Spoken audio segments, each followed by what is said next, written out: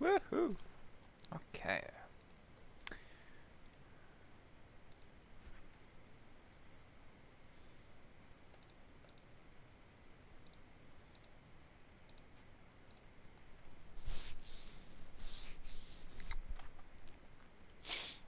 Yeah, close. Alrighty.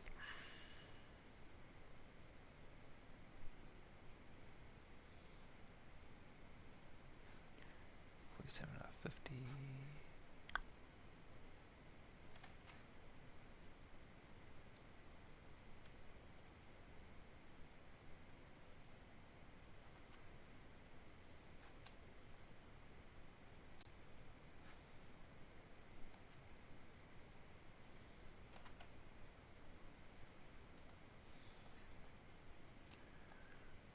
Walking on, they go up. They would go.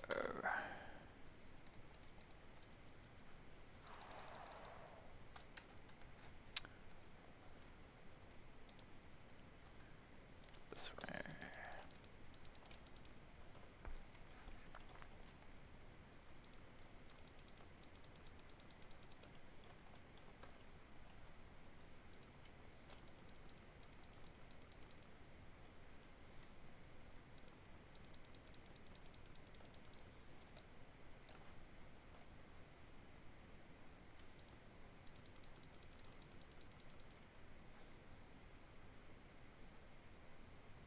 And then they'd go up. So 1, 2.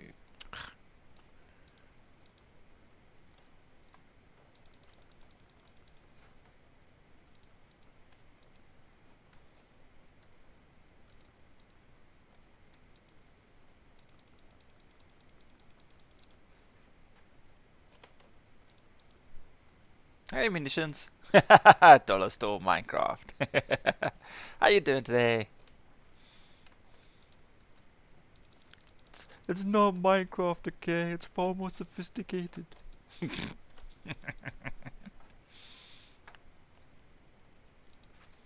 What you been up to? Ah, fuck.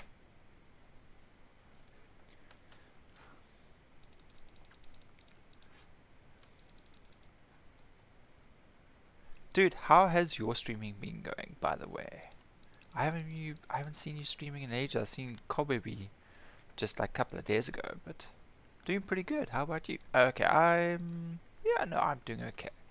I'm just tired, just like ugh, normal, just all-round fatiguiness. Um, I don't know if you were around when I was chatting to the others, but I had a couple of days on set last weekend, not this weekend, past weekend. Last, wow, it's already been a week. Uh, Sunday and Monday I was on set for a documentary, which was pretty cool. Pretty was only for like 2 days, but it was nice to be back on set. Been playing car mechanics simulator. Okay, trying to get cars sold. Also been taking a break from streaming. It's gone to no, man. Yeah, everyone's taking a beating, dude. It's been ridiculous. It's just, yeah. It's become like a marathon now. Like this. Gotta make sure I go up the right side. Ugh, damn it, man. This is the wrong height. Okay. There.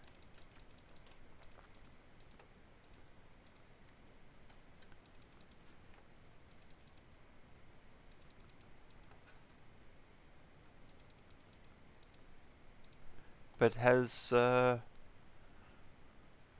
you been getting better? Or is it still just like the typical meh, trudging along, waiting for the guts to basically come right? Okay, so that's there. Goes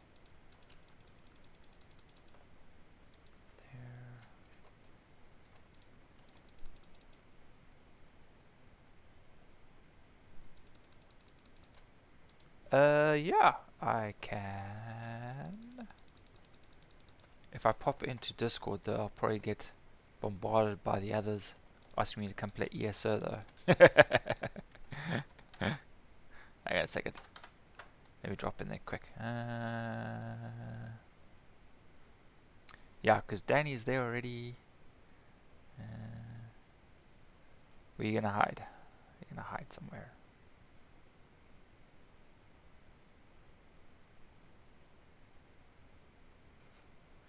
Oh no, man, dude.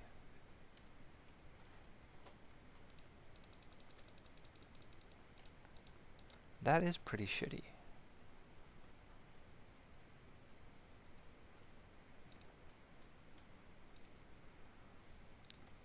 Do you think it's gonna get better, or do you think it's just gonna get worse?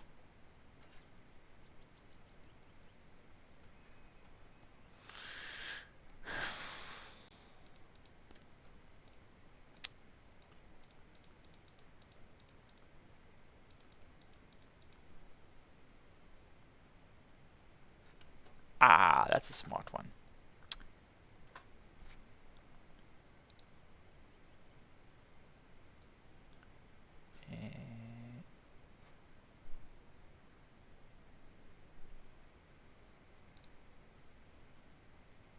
Yeah, what the heck? Drop me a call, dude. You can hang out for a bit.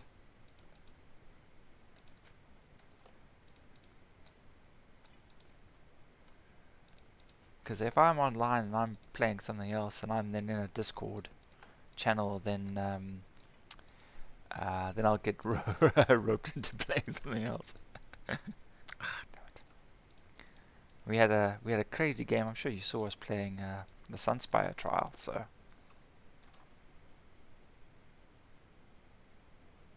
yeah, dude, you're kind of between a rock and a hard place. I would say the mids are kind of sort of important.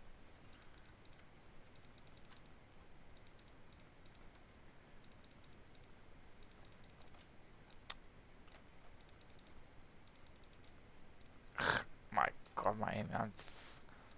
Can't even see straight. In fact, what have I done with? No, this one closes. That's right. This one closes. This one stays open. Yeah, do it. Do it. Do it now.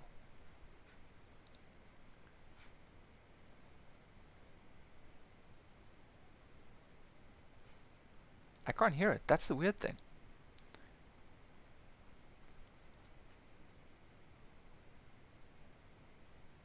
I can't hear you.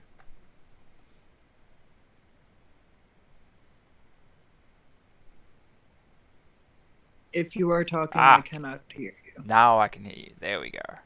Things a little Beautiful. slow. Hey, dude. I did not hear what you said over the last about minute because I was chilling and calling it silence the stream, but I still have it running for you. Cool. Thanks. No, yeah, no, I was trying to figure out why my Discord doesn't have sound again. It seems to be like an ongoing sort of issue with my computer. So I couldn't hear you calling me, and I can't hear people entering and leaving the chat. So it's a little weird. Uh, 1 second, I might be able to help with that actually. I'm not gonna worry about I it think. in stream. I'm not gonna worry about it now. So don't stress too much. No, I'm not sure. I have a. Oh, I can't remember what it's called. I have a theory. Yes. It might be because you're streaming. That's why you don't hear it. Because Oh, that's a if somebody's online, they'll hear it. And when I used to stream PC, I didn't hear it either.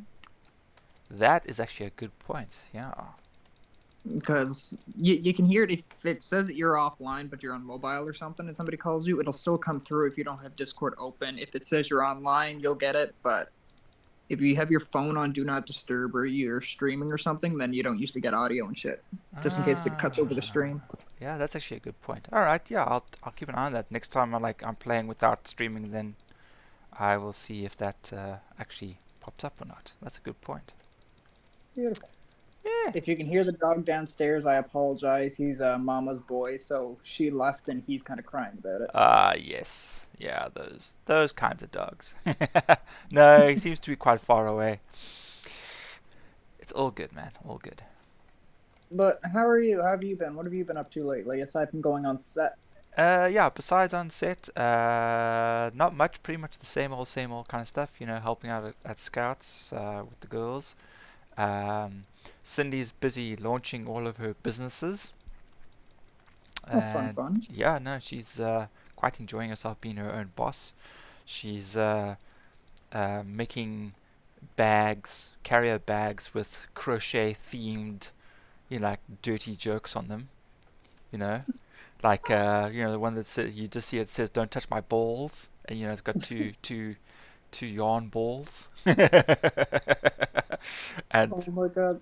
yeah, she's having great fun with that kind of stuff, and she's getting quite a lot of orders, like local orders, people from like, well, when I say local, I mean there's a lot of people in the surrounding area, but she's also got quite a few that are much further north. That'll take, that have to, send the stuff via courier, for example. I mean, Yeah.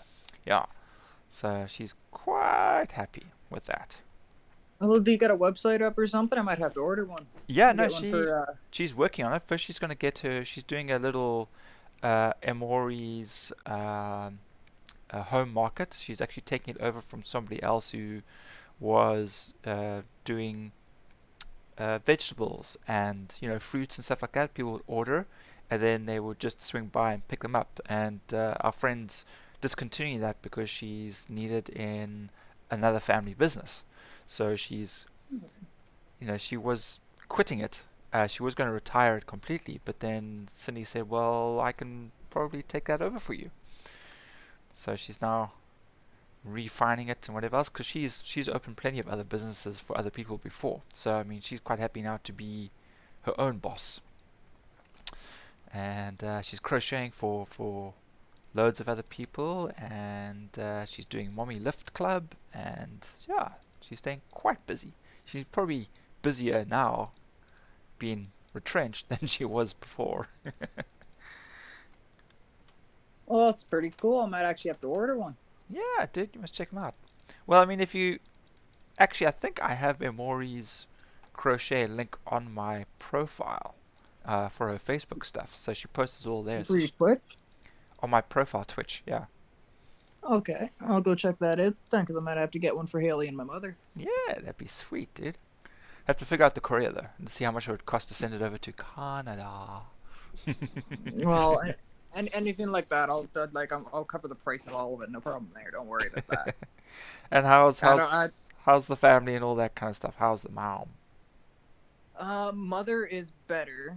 I don't know if I told you this before, but she was having weird episodes with her head and blood sugar and everything. I do recall that. Yes, that was quite some time ago.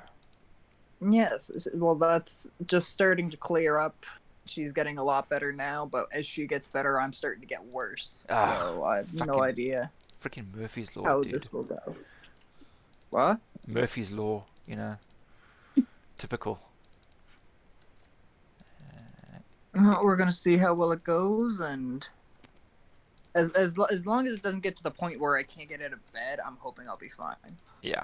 Well, also, I mean, if you put your body under too much strain, then, you could do some irreparable damage. So you gotta take care of yourself, dude. There are too many people keeping an eye on you. So yeah, look after yourself. It's important. I'm hoping that I should be fine. There shouldn't be anything too major. I get it every year or two. My body will just go into a bit of an episode, and then 6, 8 months later, I'll be fine again. Very sus. Better be Yeah, fine. the link to the Facebook is broken. What? The link is saying that it's either broken or the page was removed, and I don't think the page would be removed. No, it's not removed. Okay, so she's probably changed or updated it. Give me a second. Take your time. I I'm not think gonna what she's rush you actually, or nothing. I think what she's actually done is she's updated the name, and so that's made the thing. Copy. Okay, I'm gonna send it straight to Discord. There we go. She is. Let's go check this out. Shamelessly plugging my wife's business. You know, it's like those typical other people always say, "Go buy my merch." I don't have any merch. Go look at my wife's stuff. Damn it. She makes handmade stuff. It's far better than any crappy merch from whatever store people are selling from. Until maybe I start making my own, then that's totally different, of course. Okay, that's there. That should go Let's go. there. There we go.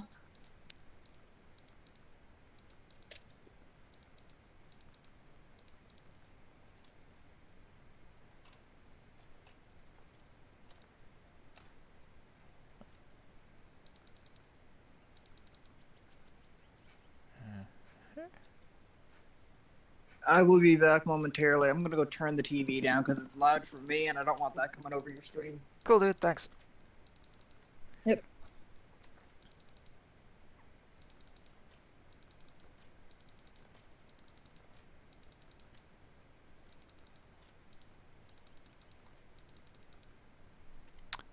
$1,600 points. Rabbits.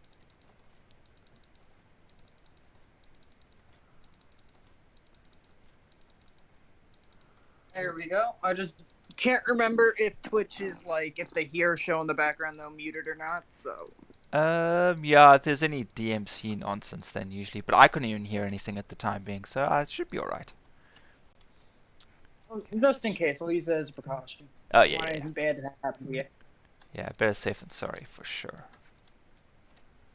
Okay. 1, 2, 3. So how goes your car mechanics? Not too bad. The one problem with this game that I don't like, it's a great touch, but I don't got the patience for it, is if I go to take off a wheel, Yeah?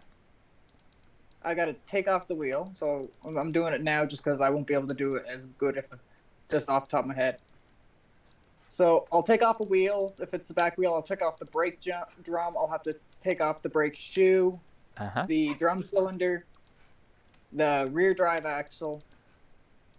And it's like every part that would be on a car would have to come off the car. Wow. So I have to rebuild a whole new engine for these two cars that I just got for one of my friends that streams as well. Right. I'm not gonna plug her stream or anything, no worry. No, all But good. I had her pick two cars when I was off stream, and I'm gonna build them up for her. She's gonna pick which one she likes best, and then I am going to take the car from the game and put it into GTA. Oh, wow. Which is gonna be a pain in the ass. So you can actually do that. I didn't know you could do that. But it's more along the lines of if I figure what car it is, right? So right now, one of the ones I'm working on is a Sakura GT20. Right.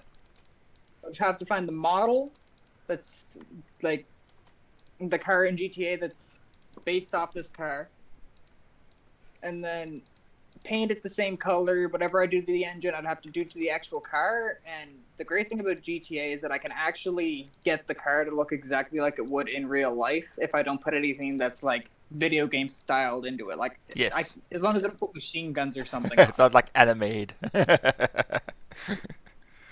One of the cool things you can do with this is if you're into making digital shows, like making animes or something like that, not actual animes, but just something animated. Yes. You can take the car that you've made in this and take everything about it. If you're on PC, at least I can't do it on Xbox. It's a pain in the ass, but I can do it, but it's just a big pain. Yeah. And you can take what you did to the car, bring it into a, what are they called? Like a 3D rendering area. Yeah. And so you can just bring it over, and the whole car, everything you've done to it, will be in there. Oh, no, I don't want it there. Yeah, and then you just, from there, you just work with it. Yeah. Nice. Gotta put this way. I will try not to talk your ear no, off. No, dude, it's perfectly fine. I was just moving some stairs because I realized I've got a killing. I'm busy designing a killing tower, which is a route that the monsters have to follow, right?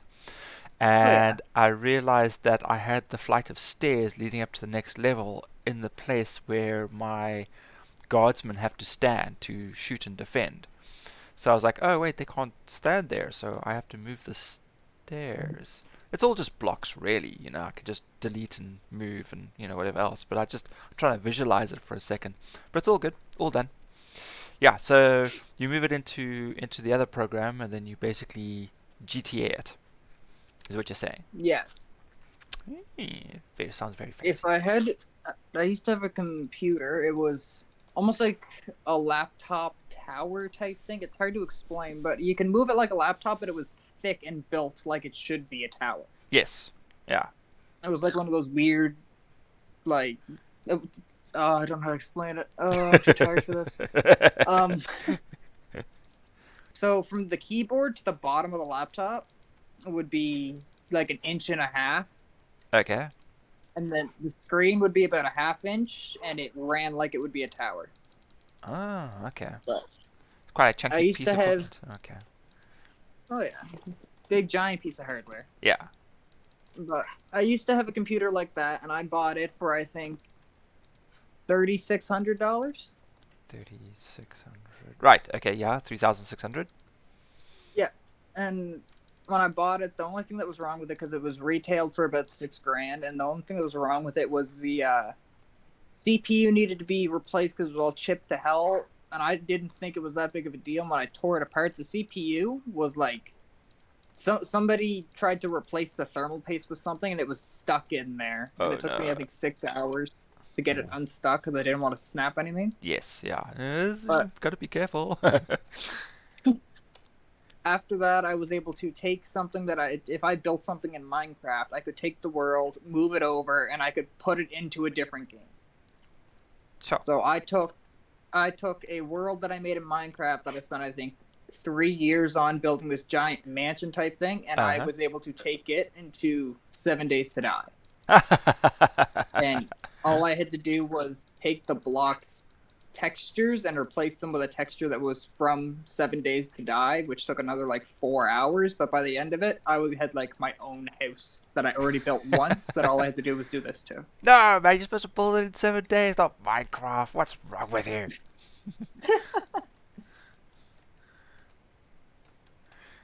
I mean, at the moment, all I'm doing. Oh, jeez, Steam screwed me over. It forgot that I had games installed, right? And Yeah, it wasn't even on the same drive. So there was some sort of memory issue or information collapse, or I don't know, something weird happened, because there's nothing wrong with my drives, they're all fine. But it forgot that I had ESO, and I had to reinstall ESO. I had to reinstall Colony Survival. I have to still go and reinstall 7 Days again as well. I don't know what caused it, but yeah. So I had to start from scratch with my colony, because I was working on that system of building towers. Like, I wanted yeah. to build like skyscraper towers, each for each individual item that I was busy uh, manufacturing or farming, or that kind of thing. And yeah, nope, all gone. So I had to reinstall and start from scratch again. So I was just like, frustrated. I, I would have smashed something there and then. I'm not even gonna lie to you. Well, the other thing about this game is it's still in beta, so they'll be like, okay, guys, we've released all this new stuff, okay, but your previous saved games are no longer compatible. And you're like, ah. So I'm kind of used to it, but I wasn't expecting it to crash, you know. Yeah. I can kind of tell when, we're due for another update and it's going to be drastic, where they say like, oh, things are going to be incompatible, sorry, or whatever. And we don't have one of those big updates coming up anytime soon. So I thought, okay, cool, well, I can now just play and relax and enjoy myself, and bloops. Steam's like, no, buddy, I got surprises for you. There we go, that's better. Oh, so What have you in the gang up to then? Every time I see a stream and you're playing ESO, so what are you guys doing on there? Well, we've now that we've joined forces with a bunch of other guys in a guild, and they run the trials, which is like you Yeah. need a minimum. Well, you're supposed to have a minimum of 12 people, but they're very efficient. So we just finished a trial. It took a couple of goes to get it right, but we finished a trial with 8 people, as opposed to 12. So we had all our minimum requirements, one tank, X amount of healers, and the most minimum amount of damage dealers. But if we had 4 extra damage dealers in the group, then we probably would have gone through it a lot faster. So we're definitely playing on a much more challenging kind of level without it being veteran. Because veteran, they introduce a lot of other different mechanics in the game that you have to pay attention to. Otherwise, you just die outright. The whole team just dies outright, and you have to restart. Yeah, eh? And yeah, well, all the gear that you get from it is like good top tier gear stuff. So if you want to make a decent character, sorry, above decent character, then you kind of have to do the trials. True. And The yeah, one thing I was never able to do with that game is that I can't stand third person and shit like that. I have to be first person.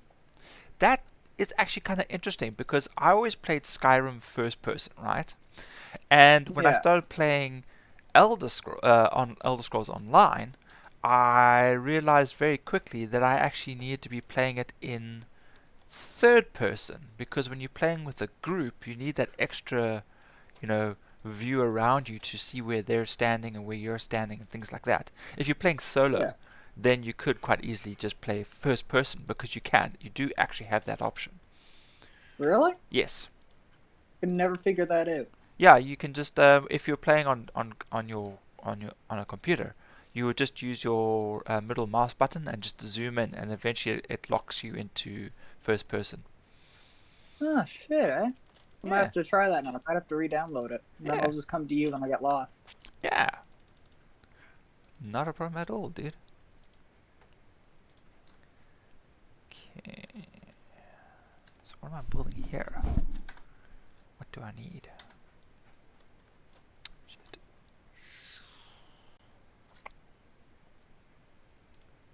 No. Science. Oh, excuse me. P1. Brooks. No.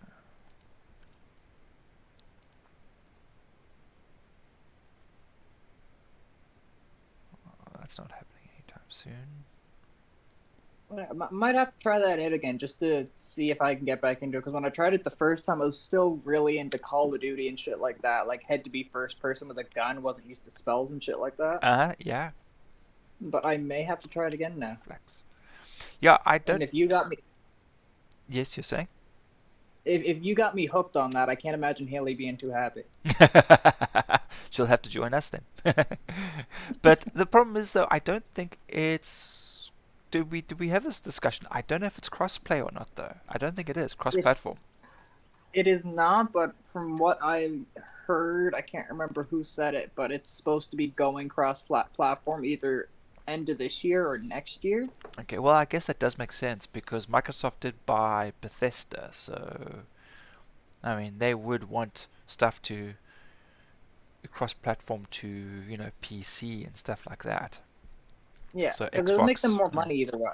Oh yeah, I'm pretty sure it's going to make them more money. Chickens. That's what I don't have. Chickens and bees. Right.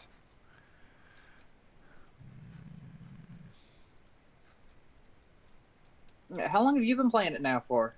Elder Scrolls. Yep. Blah blah blah. Let's see. Probably just over a year, I think. I have had the game since it initially came out. Um, Yeah. and I've been every time they put it on special, like a new DLC on special, then I just buy it. It's kind of like I wasn't playing it, but I had to have everything. And then it was just like last year, maybe beginning of last year actually. So it has been a little bit longer than a year. I popped it open and I installed it, and I was just very casually just playing it. And then Danny saw that I was playing it, and she came back on because we initially started playing it together 6 years ago. And Yeah. um, then we eventually got John to join. We actually bought it for him and gave it to him. He was playing something else at the time. He was like, no, no, no, I don't have time for this game. And then he's like, okay, I only have time for this game. And then we eventually got Rob to play, who was only playing Diablo 3. And Yeah. now he doesn't even play Diablo 3 anymore. He used to be a pure Blizzard player. He's just like anything Blizzard can't be wrong in his books.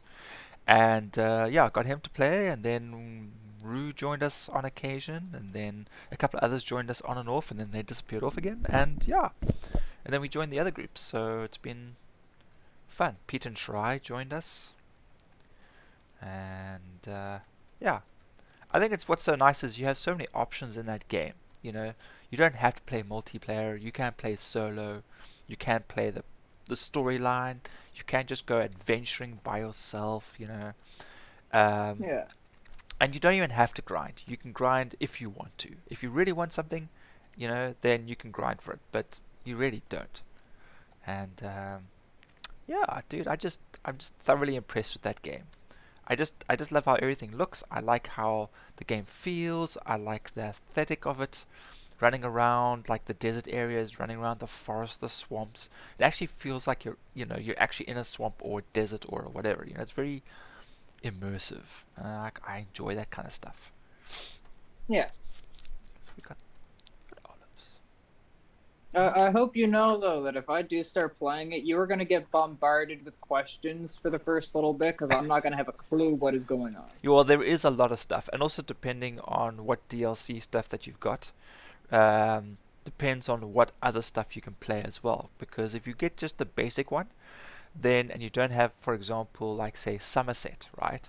Then you can't make jewelry. You can't craft rings and amulets, for example. If you don't have, I think it's the Skyrim DLC, which is it escapes me, but it's one that introduces Western Skyrim, and there you have a lot of antiquity hunting, buried treasure and looking at maps and stuff like that. Um, so when you do get it or download it, you better make sure that you've got the DLCs too. I'll have to see what I can do. And how much do the DLCs cost for you? Well, usually we get them on special, so I think the most I've ever had to pay for one was 250 Rand, maybe 300 Rand in total, I think. How much is that in Canadian? I divided by how close are you to the dollar? For America, we're 20 cents off. 20 cents off. Okay, so roughly Yes, we're 14 Rand to a dollar. 14 ranges. Okay. So we'll say about 15, $20. Yeah. That's on Yeah. Steam. We get it on Steam on special. So I don't know. Oops. I don't know if Xbox will have those kind of specials as well and things like that. So Yeah, I'll have to check that out. oh, that's the killing tower. Okay, and flax. No, no flax. Okay.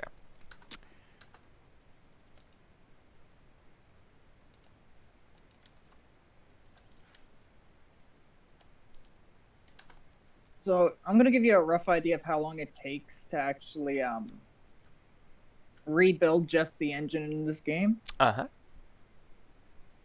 We've been on call for about half an hour, Yeah. and I am only about halfway through the engine. Halfway through the engine. Damn. Okay, let's do that too. I'm not okay with it. Well, I guess they're trying to keep it semi-realistic. I guess. Oh, it's such a pain in the ass, though.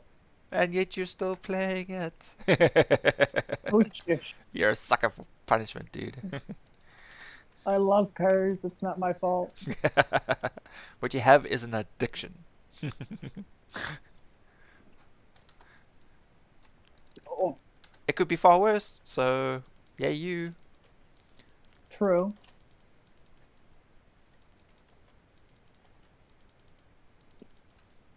Can't tell you. I have spent hell. I think the most expensive car I bought on this game was about $200,000. Yeah. And I went to go rebuild the engine. I got a bit cocky about it because I thought, like, I played long enough. I know what parts to get for this car, right? Uh huh. So the engine block alone is engine block V8 OHVI. The head covers are V8 OHVJ. It takes its own ignition coil. It takes its own power steering pump, all that. So I thought I had all this on the go, right? Yeah. And I did that car I was working on was a V8 OHV, and that's all I read up to. So I got everything that was V8 and everything that was V8 OHV. And all the parts for this V8 engine were not V8. Oh. Only the block was. Oh, gee, so you pull the whole thing apart then? Yeah. I spent $40,000 on parts for the engine. Damn. Honey, And I'm that's right. sitting here like I just Chickens. wasted all that money, and if I resell it, I can still get like 20,000 back, but you only get a third to half of what you spent on it back if you sell it back. But so you kind of have to finish the project in order to get your money back. That's what you're saying. Yeah, yeah. Because I ended up buying the cars. Like you can go to a barn, you can go to the junkyard, you can buy all these cars, and if you buy one that's rusted to complete another ship, Yeah. you can upgrade your shop to get a painting box, a sanding box to get rid of all the rust on all this and repaint the cars and all that. Uh-huh. But if the car won't run, you can't sell it. Oh. And I spent 2 days one day working on the real life version of the car I was working on in the game was a Bugatti. Uh-huh. And I had to lift the car up and I had to bring it back down and bring it up and down and up and down to get all these parts back onto it. It took me about 2 days to get the whole car rebuilt. And I put about 150K into it. And No. the thing wouldn't start. And I tore the whole car apart, looked everything over. I thought it was fine. I put everything back together. It took me about 3 days to realize I forgot one spark plug. Oh no! I was livid. It's ridiculous how small a thing can screw up your whole entire build, dude. I should get my brother-in-law to play that. I'm sure it would drive him crazy. He is a mechanic, by trade. And Oh, yeah. yeah, I'm sure you'd be like, why? Why would you ask me to play this thing? I do this for a living. This is not relaxing. This is stressful. It's like, It's actually the game's good to get just the game. yeah, It's about $40. At least for us, it's $40. yeah. And to get the deluxe, which includes every single DLC, all the way from the cars down to just the rims, Uh-huh. it only raises it up 60. But if you buy them individually, it costs you about $80 if you buy them individually. Yeah, that's usually how they catch you, It's like buy everything and we'll Yeah. give you discounts. I mean, we just had a Steam special on open world survival exploration, that kind of stuff. And they had Yeah. a whole bunch of stuff. I was like, oh man, I'd so want these games. And like you get the base of them, and they're like, okay, no, it's only like 90 rand, okay, for like the base game. You're like, okay, that's not too bad. And then you look at like the 7 or 8 DLC packs that they've got there, and they're like, well, if you buy all of the DLC packs along with the game, we'll make it 180 rand instead of 400 rand. You're like, but that's above my monthly limit. Because the wife and I have an agreement, if we can buy like one item or maybe one item really a month, of a luxury item that's less than 100 rand. So I Yeah. usually end up getting some sort of cheap ass game that's on special or whatever, once a month, and I just add it to my list, and then I wait for the DLCs to come on special, and then I'll get that. I'll just slowly add it and build up because they always have specials. Steam will always have a special on my game eventually at some stage, and I'll just get it. Um, and but then they're like, okay, but you want to play with friends, so if you buy our DLCs and the game 4-pack, you could buy it all for 300 rand for 4 copies of the game. And you're just like, oh, you bastards. It's like, that's like, you work that out, and like you get 4 games for everything, and it's like 60 rand for everything. And you get to play for 4 friends. And you're just like, I don't have the money for that. I mean, 7 days is smart. 7 days they always have a continuous special, whereas it is cheaper to buy. I think it's a 2 pack of their game Yeah. outright. Just like, okay, the game itself for us would be, say, for example, 200 rand, right? They're like, but Yeah. buy two for 150. You're like, okay, I'm buying 2 games for 150, and I have to find a friend to send this to. It's like they're smart though. That was some very smart marketing on their behalf, I gotta admit. Well, I'd just be sitting there like shit. Now I gotta go find a friend. Yeah. Thankfully, I've cultivated mine, and I collect friends, so the interesting ones at least stick around. So, ta-da! Well, you showed me attention, so you're stuck with me now. I hate to say it to you. I showed you attention. You showed me attention. You found me technically.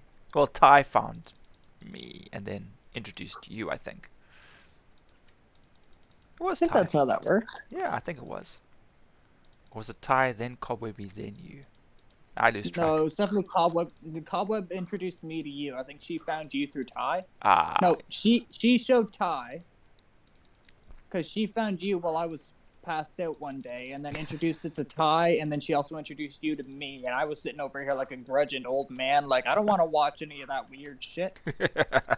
And here I am. yeah. Every time you stream, I'm just like, fuck whatever I'm doing, I'm putting you on. Oh, likewise, dude. It's like if you're on, I was like, oh wait, there he is. Gotta go support him. And like, I haven't seen you in a while, and I haven't seen Cobweb in a while. I'm like, what's going on? I hope everything's right. And then, like, I think it was 2 days ago or 3 days ago. It must have been Friday, I think. And lo and behold, there's Cobwebby playing Apex. I'm like, aha! There you are, still alive. Good. One problem I'm having right now is trying to find a game I can play besides Apex Yeah. because I don't know what they did, but my Xbox can't handle what they did this season. Right. Um, if I go to get into a gunfight, I get a huge lag spike. Yeah. If I just drop and pick up a gun trying to fight someone, the gun doesn't render, and neither do they. The Oh. loot doesn't render for about 30 seconds from when I hit the ground. And I know it's not just me, because Haley gets the problem sometimes. A few of our buddies get the problem, and Yeah. it's not my Wi-Fi, because I just got new Wi-Fi. My Wi-Fi is Yes. running perfectly now. Yeah. It only took like a year for them to finally do it, but it's happening. But I don't know what it is. I'm debating on deleting it and just downloading a bunch of small games I can play over stream. Yeah. Um. I, yeah, that's the thing that I kind of had a problem with because a lot of people love watching PvP. They Yeah. love that tension, they love that whatever. And the only PvP game I really play, which I now also have to reinstall by the way, because it's another one of those games that Steam's kind of just forgotten about, is Paladins. You know, I, uh, yeah, e- I have it fully downloaded now. everything else is PvE. I just prefer playing co-op stuff with friends together. Us versus the Yeah. environment, and I love the working together and that kind of thing. And then a lot of people don't find that overly exciting. I mean, I'm playing Colony Survival. I mean, I know there are people out there that enjoy watching Minecraft. If I said I was playing Minecraft, I would probably have a whole bunch of people watching me. But I can't handle the graphics. There's that 8-bit blocky pixelated thing hurts my eyes too much. I understand that. I get the same problem. Yeah, so Colony Survival at least is high definition blocky graphics. Yeah. One game I've been wanting to try is I think it's pronounced Belham or something like that. I just get tongue twisted when I try it. It's like realistic type. It reminds me of Ark. Oh, Valheim. Yeah, Yes, the that's it. that Norse Nord survival game. Yeah, Yes, I have it. I have played a little bit of it with Peter and Peter, or Peter and Grim, um, and it was pretty cool. Although I don't think I was in the right headspace or I was too tired because they were busy building whatever, and I was just out hunting creatures and food, and I must have been very tired because I've never gone back to play that game again. So, but I haven't gone back to playing Stardew Valley, and I was actually enjoying that with Peter as well. I don't think I've actually ever played that. I've heard good things and I wanted to get on the train of it, but I don't think I've ever actually started it. Stardew. Yeah. Yeah, there's a lot more to that game than I initially thought. I thought it was just going to be like a farm sim, you know. Yeah. But there's mining and there's fishing and there's a whole bunch of other stuff to it. And obviously, as you progress in the game and you do these missions for other people, then you unlock more uh, things to do, basically. Yeah. Yeah. You know what? We're gonna pull it down here. Fuck it. Just I realized I've got a slight error, not error, but a flaw in my design plan. I was trying to build towers, one for each item, but in this game, water occupies a certain level, right? Yeah. And I can't move it to a higher level or a lower level. It will simply, well, I could take it to a lower level, but what it would do then is it would then fill that entire open area until it is at water level. Oh my god. Yeah, so if I were deciding to make like a pool underground, right? And I like open up the ceiling to let some water in and then close it again, that one block will just keep expanding until it fills every open area until it is back up to water height again, water level.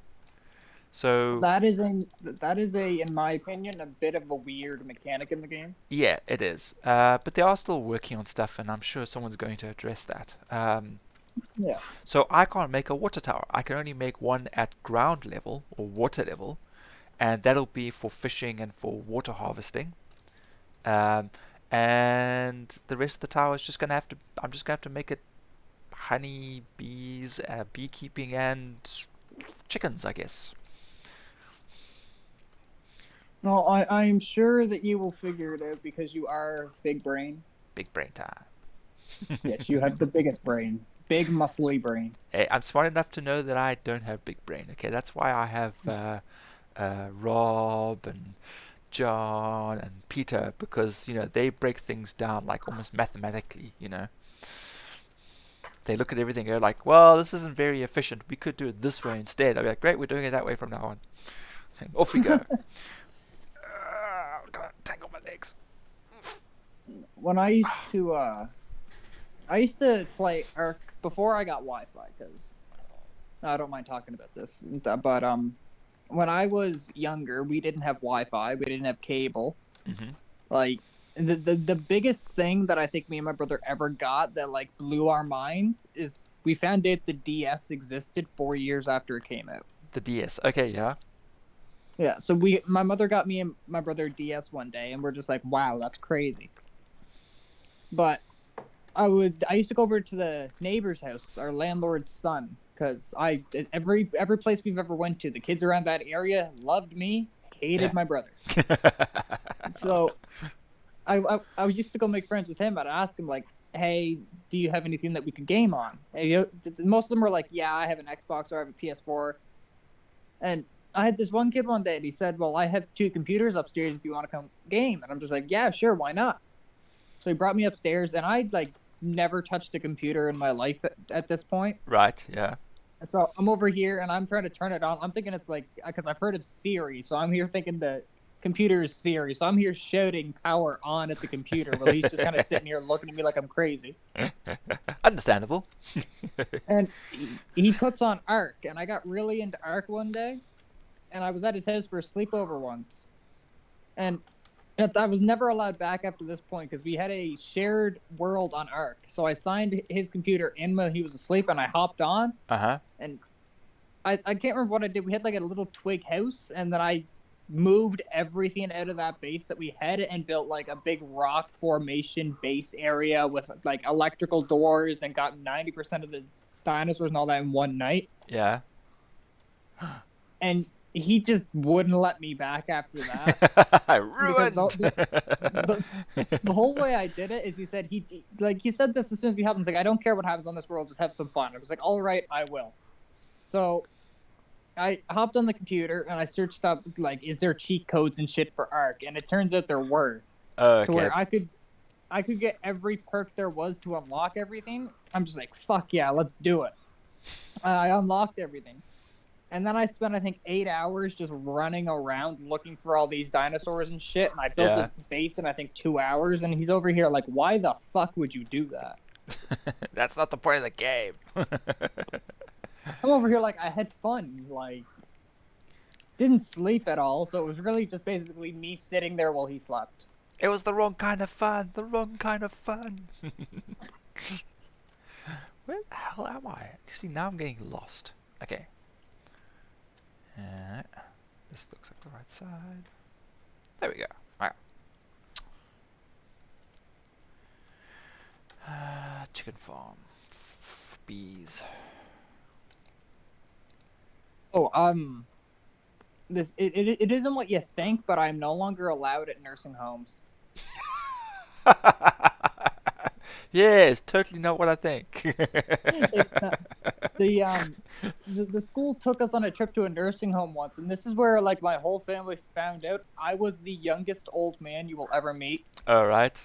because I sat there, and all these people were just sitting there. They were waiting for their kids to come visit, and there's one old guy in the corner. Like he wasn't like old to the point where oxygen tank on his face. Like he looked like he was a raisin, Uh-huh. but he wasn't young at all. Shit. And I walked over to him. I started talking to him, and I asked him like, "Why aren't your kids coming to visit?" And he told me that his son died in Iraq. I think it was. It was somewhere around that middle area. Oh, what do I call it? Yeah. A third world country, Uh-huh. I think is how you would put it. And his son died over there, and I'm just like, well, I'll sit and talk with you for a bit if you want. And he got happy. Like we started talking back and forth about like what we did, all this, and what we were gonna do for the summer. I asked him what he's gonna do for the summer. He said, well, I can't really do much. I'm really stuck here because I can't really go anywhere. And I was like, well, I'm gonna change that. And I gave him my phone number. Right. Oh And dear. we took him. I had my mother go pick him up because this is when she just got her car. Right. She worked her ass off, got herself a car, and I said, "Can we go pick this guy up?" And she's like, "Sure." How old is he? And I'm just like, 80, like around that year, like 80. And she looked at me with like a stern glare, and I'm just like, "No, it's not what you think." And, like I made friends with him. So Sus. we brought him over, and we took him to my grandparents because they Yeah. were out of town, and we were house sitting. And I set him up. Like I took the spare room and I moved a bunch of stuff around because it was used as a storage room. And before we went to go get him, I moved a bunch of the stuff out of there out to the garage just so it was out of the way. So we had some moving space and it didn't look as cluttered. It was actually looking like a nice room. Yeah. And we had a barbecue and we went out on the porch, well, the deck porch area, and they had barbecue there. And I fired up the barbecue, asked him if there's anything he wanted. He said, well, I haven't had a steak in a while. I'm just like, well, I'll go see if we have some. We had 2 steaks left. My grandparents, anyway, they did. Yeah. And I fired him up a steak and asked my mother if she wanted anything. She wanted a steak too, so I fried her up one, made me and my brother burgers. And I gave him his food. And after everybody went to bed, I told my mother I'm just going to sit here with him for a little bit because he was going to spend the night. We already called into the place, said that, like, if you guys don't mind, we're just going to take him out and just chill out for a bit. We gave them the address. If anything goes wrong, call this number. If anything does this or that, do this. Yeah. Like, we gave him all the information, and we signed him out and everything. And we sat there, and my mother woke up at about 7 or 8 because we had to have him back at 10. Right. And me and him were still just sitting out there talking on the porch. And I don't know how it happened, but we went from when my mother went in, we were talking about just like, they just set up a pool, and he's sitting there looking at it like, it's a pretty fine pool. I'm like, yeah, it is. And we were talking about pools when she went in. And she comes back out, and we're talking about World War II history. Oh, crap. We were out there for 12 hours, I think. I didn't sleep. He didn't sleep. I went in and got him like 2 blankets and a pillow so he was comfortable. I'm sitting here in a t-shirt for 12 hours outside in the country.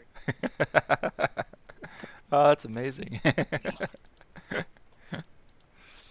Yeah, it's Actually, yeah, my granddad served up in northern Africa, and he never spoke to us about the war at all. But judging from how he treated my dad, he suffered from severe PTSD, I am and sorry to hear. yeah, it was kind of a sad thing, because he was quite young when he went to the war, and Yeah. after that they were kind of like, well, thank you for your service, and now you have to try integrate back into normal society, and he did his best, but I mean, I think my dad and his brother took the brunt of the PTSD issues, which is a pity, but yeah, I never got any war stories out of him. He would never talk about the war. I don't understand how governments can do that. They want you to go into war and fight these battles and shit, but they don't give you anything for when you get out. It's just Yeah, like, well, you did your part, and we're not going to do ours. Go try to fit in. yeah, yeah, not cool. One thing I was hoping to do once I get a bit older and like figure out all the logistics and everything, is I want to do something for veterans because I was hoping to get into the military, but with my guts and the fact that I got on smoking at an early age and I can't really shake it, Yeah, I'm getting better, but it's not the greatest. I'm hoping to do something for veterans, just like charity and shit like that. Open something to actually help them out a bit, since the government won't do jack shit most of the time. Well, yeah. some There's governments won't. yeah, there are a lot of support groups, and I have seen people like share a lot of information online about them. But I mean, that is definitely something you should look at. I mean, there's been times where, okay, it hasn't been war veterans, but there are times when we took our Labrador, Cully. He's passed on since, but when he was still a puppy, we used to take him to the old age homes, you know, Yeah. and they would always be so happy to see him. Eh? He was such a sweet-natured dog. He would just run up to anybody and just give them licks and hugs, and his tail would wag like a crazy thing, and the people at the old age home loved it, and they could just see like them look so happy, made them look more human again. It's yeah, a small thing does amazingly large amounts for some people. Yeah.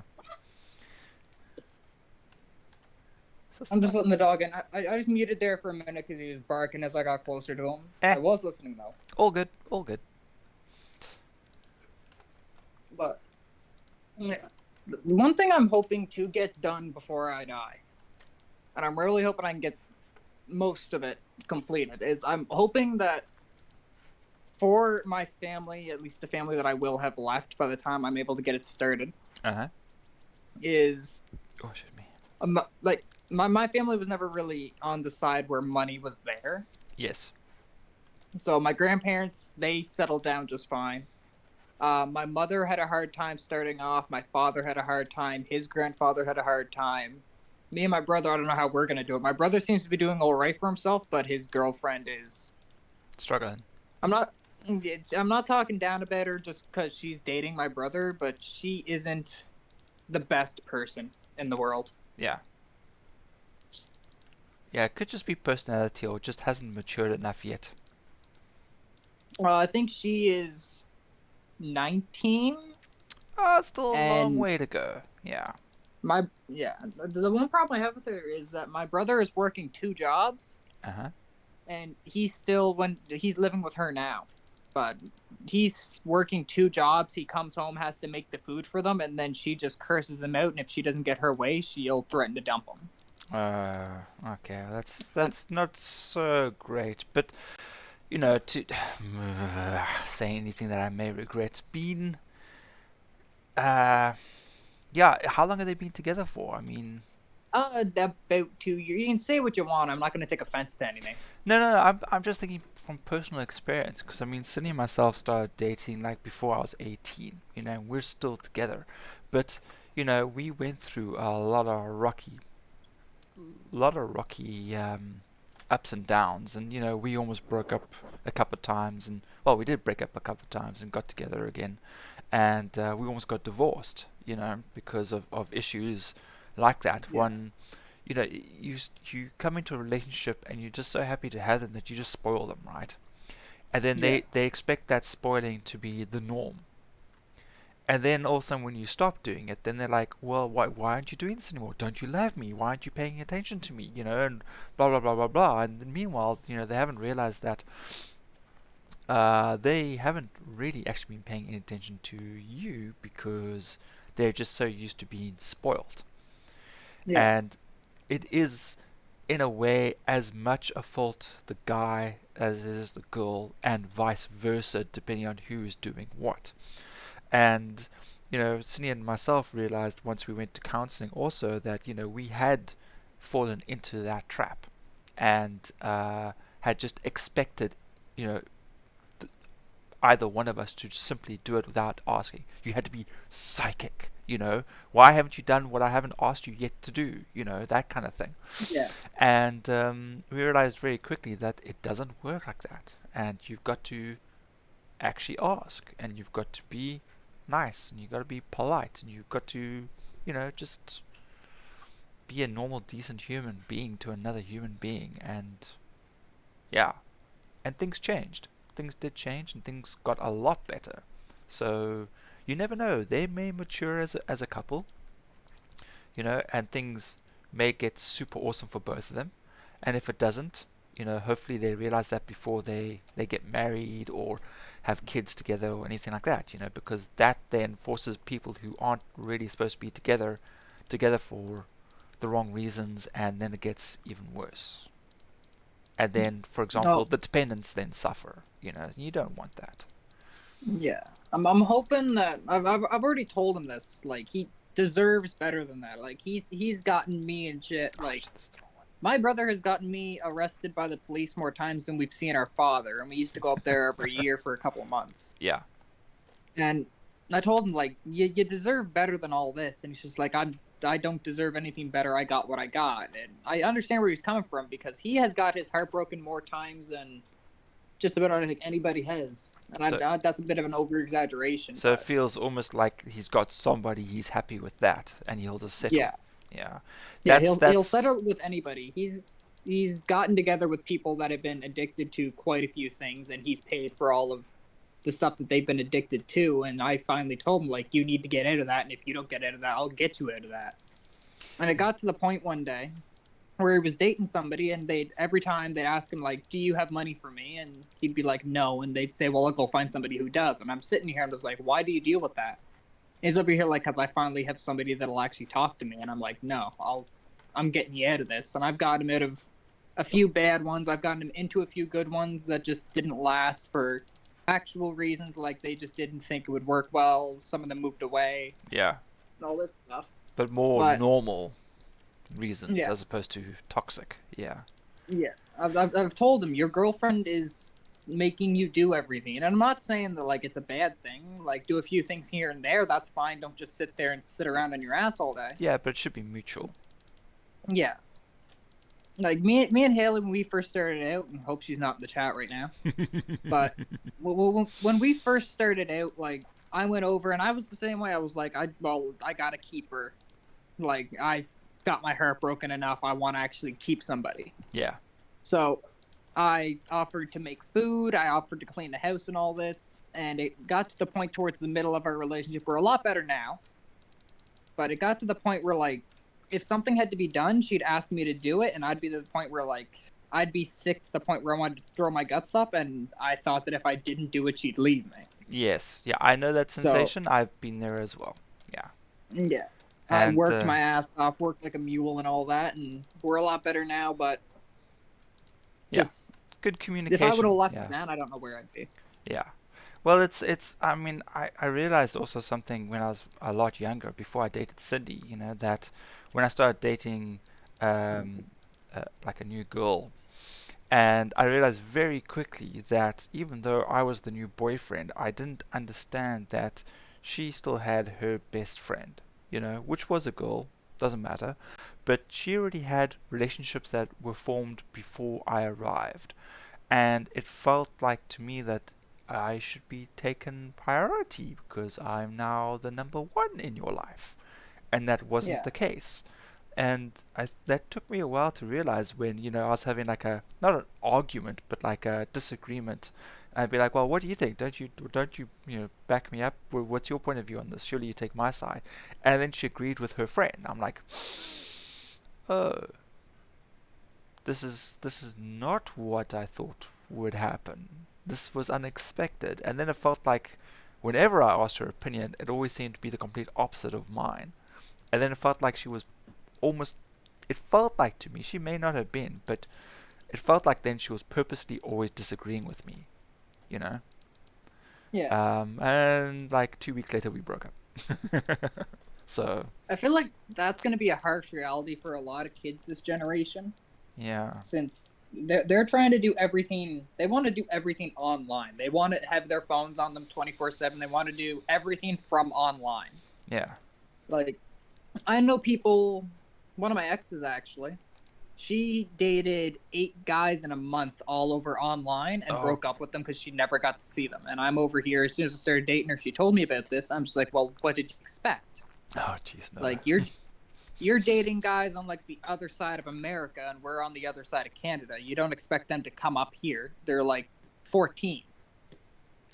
And then she'd have people that are like 13 that would date her when she was 15, and I'm just like, they'd say they'd come up and visit and all this, and they'll come see her this summer, and then they wouldn't show up, and they just ghost her once they got what they wanted, we'll say. Yeah, And I'm here like, well, you can't expect anything less. Like, it's over online. You don't get to see the person. You don't get to know the person. You get to know what they tell you.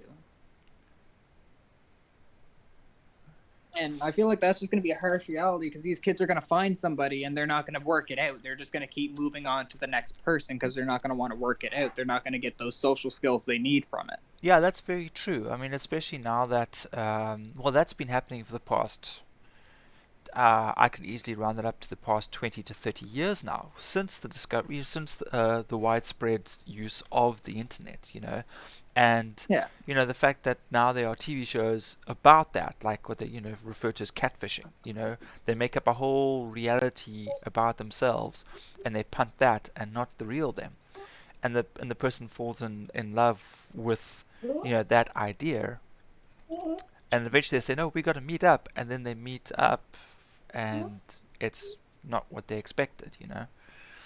Yeah. I mean, I saw a really interesting one, which was just recently with these. That's at the dog. um, these two people were playing Among Us, right? And they end up pairing up together in like a multiple games, and Yeah. the guy was like, "Okay, no, dude, give me your number. This has been amazing. We've been like we're a perfect couple kind of thing." And he was expecting a girl, and it was another guy, and you could see he was like totally his whole fantasy, had been completely ruined because Yeah. he thought, from the person's gamer name that this was actually female, and it wasn't. Um, so once again, fantasy versus reality can be quite harsh. And there is one thing that me and my buddies have started doing Yeah, is when I first started dating, I was the same way. Like, meet somebody online, think they're the one, and then they just stop talking to you or do this or do that, and like the that the, was the fantasy isn't exactly what you hope it to be. yes, yeah. And so what we started doing is about once a month roughly. I'll bring them up to my place because I live in the country. Down in the And country, gonna eat me a lot of peaches. Sorry. Okay, you were saying. oh my god. So I had a fire pit made, and we'll come up and we'll take our phones and we'll set them in my porch and we'll walk about 10 feet away so we can't hear the phones. Yeah. And we'll go sit at the fire. And I don't condone underage drinking, but I'm not gonna say I don't do it. And we'll Yeah, sit well, around. seems like everybody gets around to it eventually, so yeah. Yeah. But about once a month I'll order about 12 pack and we'll sit down and we'll just sit around the fire, have a drink, have some food and stuff like that, and eventually their parents will come pick them up and we'll all be on our way. But we just take a day or two out of the month to just get off the phones, get away from the TV, get away from this and that. Oh yeah. And one of my buddies that was heavy into speed, which is like, I don't know if it's like cocaine. It's the same to me. Yeah. And he was heavy into it, really dependent on it. I told him, come up once a week or come up whenever you get a feeling that you need it. And as soon as he came up, he was like in shambles, on the verge of tears. And I told him, just come with me. And I took him out around here, and we made Made a garden beside the barn and dug a flower patch right along the ridge where the hill just starts to level out. Yeah. And we did this for a little bit. We repainted the barn, replanted a bunch of flowers, done some maintenance to everything. I gave him some cash. I told him, if I find out you're buying what you're doing with this, then it's done. Just don't talk to me because I'm not going to deal with that. Because he promised me he would get off of it if I helped him. Yeah. And about 2, 3 months later, he calls me. He's like, I haven't touched it in months. I think I'm doing good. I'm going to come up a few more times, and then I think we're good. And he still comes up every now and then, even a year later, and he hasn't touched the thing since. He finally got back on his feet. He got himself a car. Fantastic. Yeah, those are great stories, when things like that actually work out properly. That's nice. Because we all know, like, reality of it is often quite disappointing. Once they're in it, they just don't get out. Yeah. Yeah. Complete.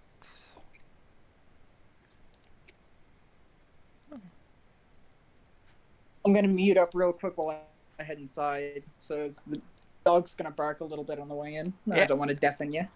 All good. Thank you. Okay, that's flax.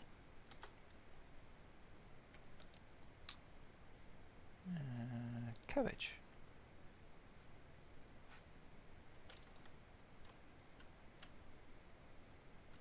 Okay, we got cabbage.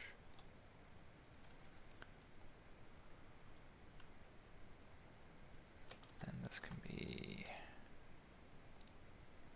I can't pull that yet. Okay. And we are back. Yay! Olives, cabbage. Don't need that. Don't need that. Okay. I feel like a senior with my hip. Are you hobbling? I am. I feel like my hip's like about to pop out, but it's not. I have a Oh, it's almost like calluses that you get under your bones that some people go into surgery for. Yes, But I have it that's like right on my hip where it just grinds against the joint. And oh my god, it hurts. yep, osteoporosis. I am quite familiar with it. I must say that it is not fun. No, it's not. That's why you gotta take care of yourself, man. Is this the right spot? No, I'll take care of everybody else first. That doesn't work like that. You can't take care of other people, you can't take care of yourself. I'll find a way. Yes, by taking care of yourself.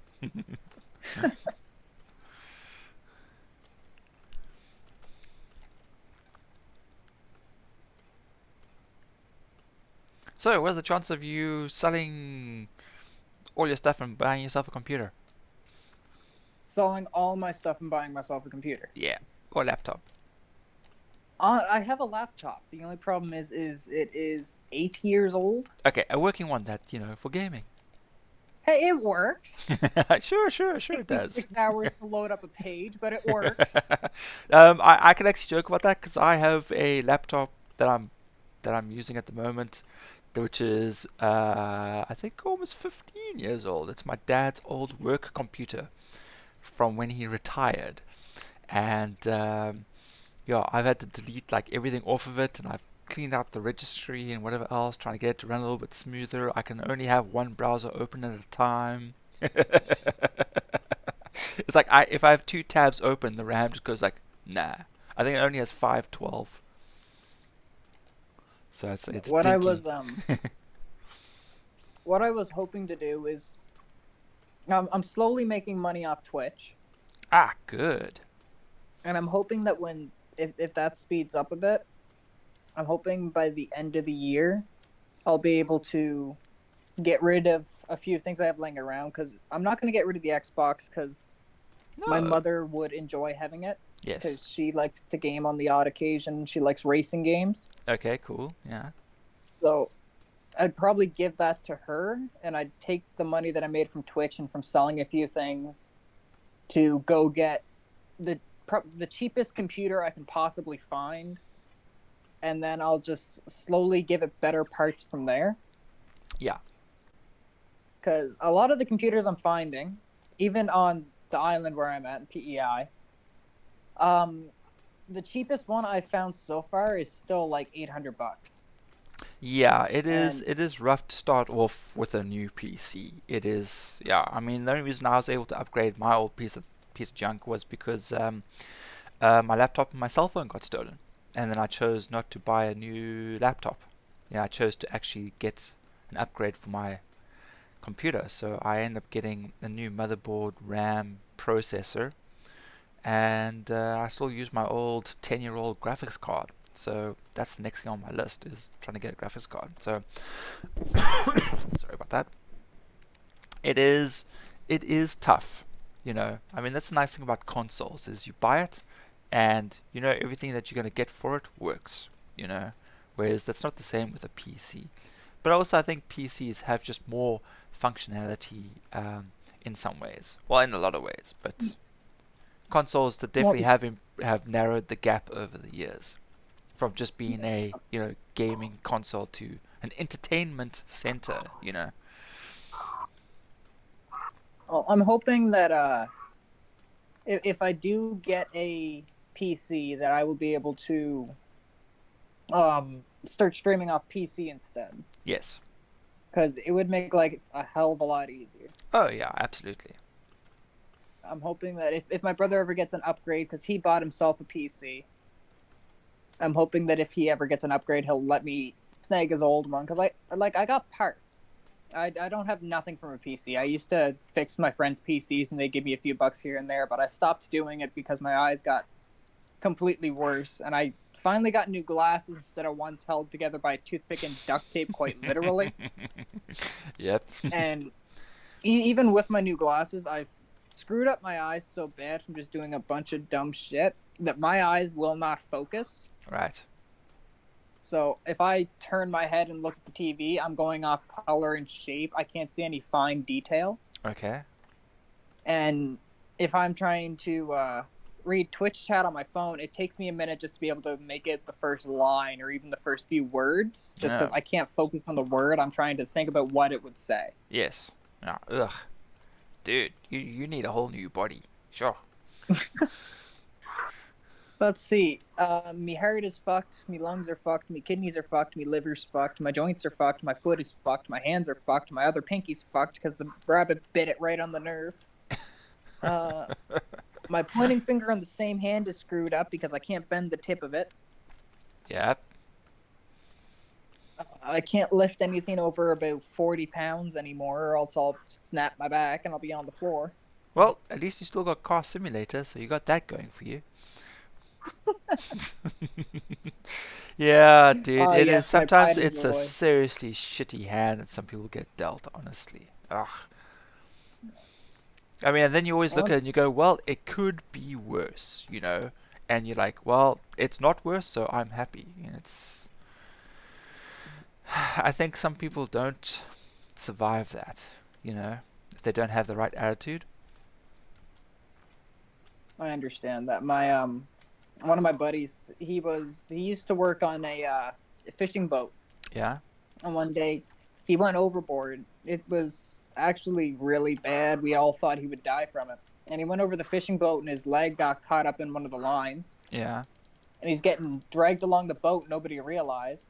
And every now and then he'd be able to bring his head up for a gasp of air, and that's what kept him alive.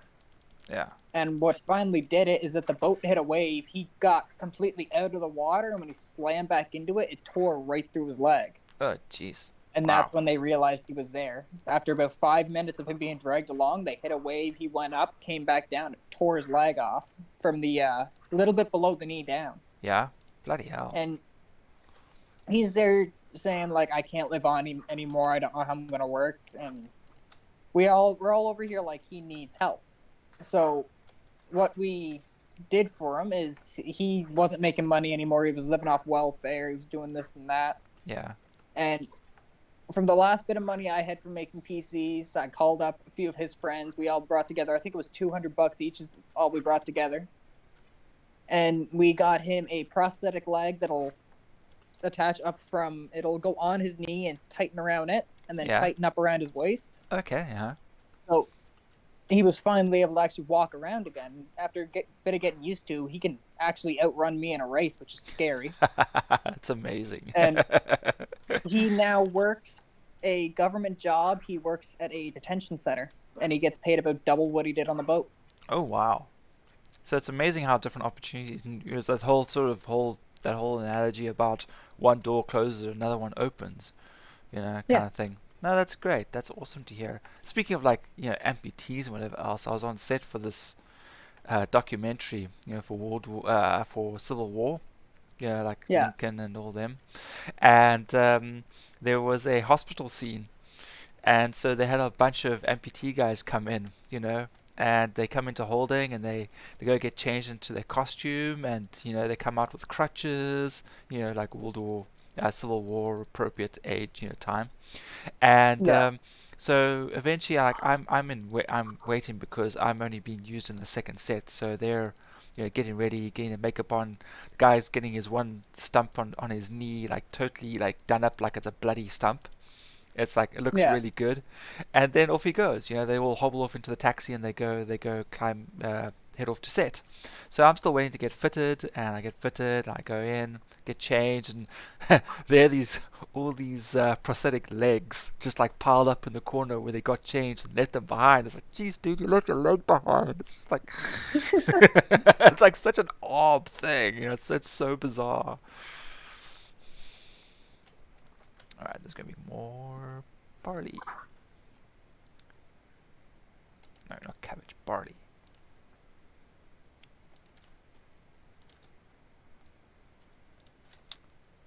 Okay. keep him to yell down at the dog so it'll stop barking. Nah, I can barely hear them. It's not just that he's oh fuck, I think he's like 13 now, and his species only lives to about 12. Oh, right. He sounds like a pug. And yeah, he's supposed to live to 12, but he's going on 14. He's 13 now, so Ah, he's gotten his. There was one point where another dog grabbed hold of him and wouldn't let go, yeah, and it tore from his the bottom of his jaw, from his lip down to about halfway down his throat. sure. So if he barks too much or he howls the wrong way, then his whole throat and jaw will just completely swell up. Shame, man. Oh yeah, he's a bit of a pain in the ass, but we love him, so we'll keep him. Yeah. What is it with humans and defective animals?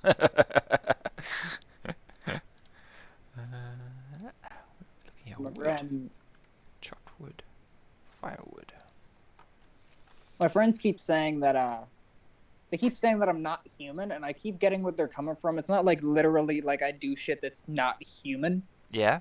It's the fact that it'll be midsummer. Like right now, it's about 16 degrees outside, and I'm walking around with two pairs of pants on, two shirts, a hoodie, and a big ass jacket on, and I'm still cold.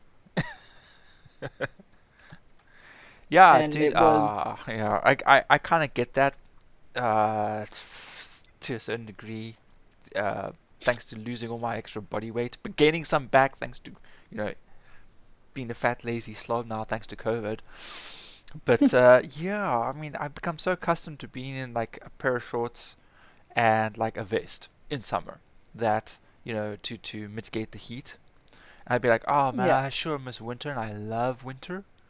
But the cold gets me right in my bones now. It like literally it causes a very deep ache and you yeah. can't shake it. It's like bone cold. Once it's in there, you just can't get it out. I'm sure you get that. Especially I considering do get considering that. that you guys get snow and everything, you probably get it far worse than what we do down here. I it'll be like the problem with I don't know what's wrong with my body. Neither do my friends. We went to the doctor about it one day because we were curious, and they Yeah. don't know what it is either. And before I continue this, I'm gonna go on a funny fact right here. I went Uh, to the doctor's one day, yeah. and I walked in. They were checking my blood and checking my pulse and everything, and they couldn't find a blood pressure on me, and they couldn't find a pulse on me. And they went to go draw blood, and they went uh, right into the vein. They went to go pull it out, and the first thing came out of my vein was an air bubble. oh, great. And I'm sitting here like, that is not okay. Because I don't know how much you know about the human anatomy, but an air bubble in your vein can kill you. Yes, now I'm well aware of that. But they couldn't find blood pressure, they couldn't find a pulse, and they found an air bubble in my vein. So we're all just sitting here freaking out. 12 hours later in the hospital, I'm free to go. Bitch. But You're like, oh well, well you're not dead, so that's okay. I'm not dead yet, so I'm fine. But we were me and my friends, we just got to school and it was like midwinter snowstorm. Like they said, if you're gonna go out, make sure you're properly equipped and all this shit with like big jackets, snow pants, all this. Yeah. And we went out, and I went out with my snow pants on. I went out with my jacket on, and about 5 minutes of walking down to this pizza place, I'm just like, it is far too fucking hot for this shit. And I took off the jacket, took off the sweater, took off my shirt, flung them over my shoulder. Middle of a snowstorm, walking down to a pizza place with my whole upper torso exposed, and I walked in and I'm still roasting. I walked in and all you could see was steam coming off my body.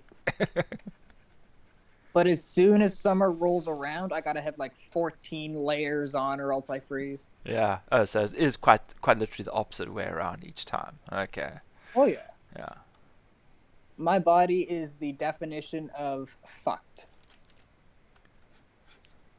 I keep having to try to like remind myself after I say stuff like this is that like I don't want to swear too much in your streams, but at the same time it's like instinct, so I'm trying to Yeah. fix that. Well, a little bit of conditioning here and there kind of helps. Oh, it's this side. Okay.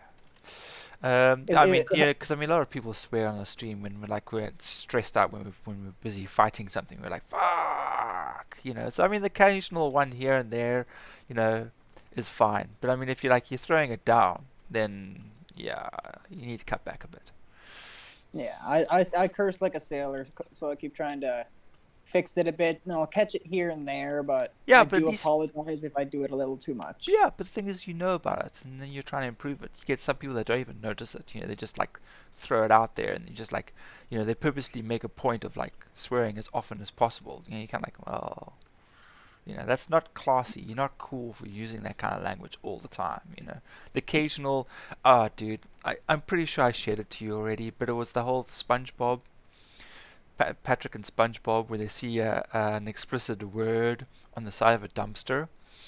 And every Oh time they my repeat it, it comes up as a dolphin noise.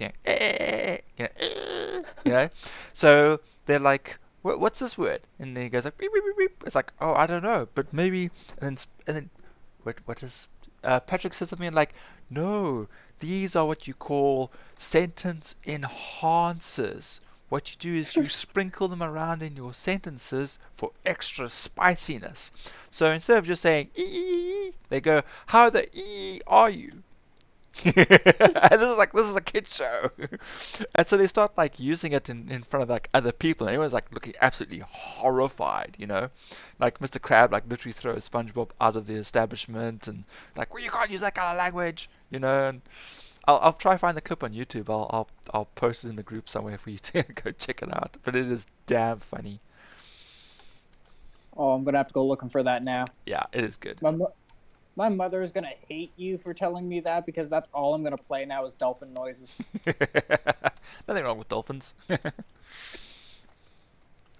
No, there's a I think it's just called no, SpongeBob swearing scene or SpongeBob swearing episode or something like that. I'll find her. Don't worry. But there's a song that I found that's I think 11 years old or something like that. And it's all you got to do to find it is search up hamburger, cheeseburger, Big Mac, Whopper. Oh, okay. And I played that for I think 8 hours straight to the point where she came upstairs and just yanked my phone from me. And 30 seconds later, she would have smashed the thing to bits because I had it connected to the speaker. All right. This way. If I find a song I like, I'm over here well, now I got to play it 30,000 times till I hate it. Yeah, okay, fair enough. I guess.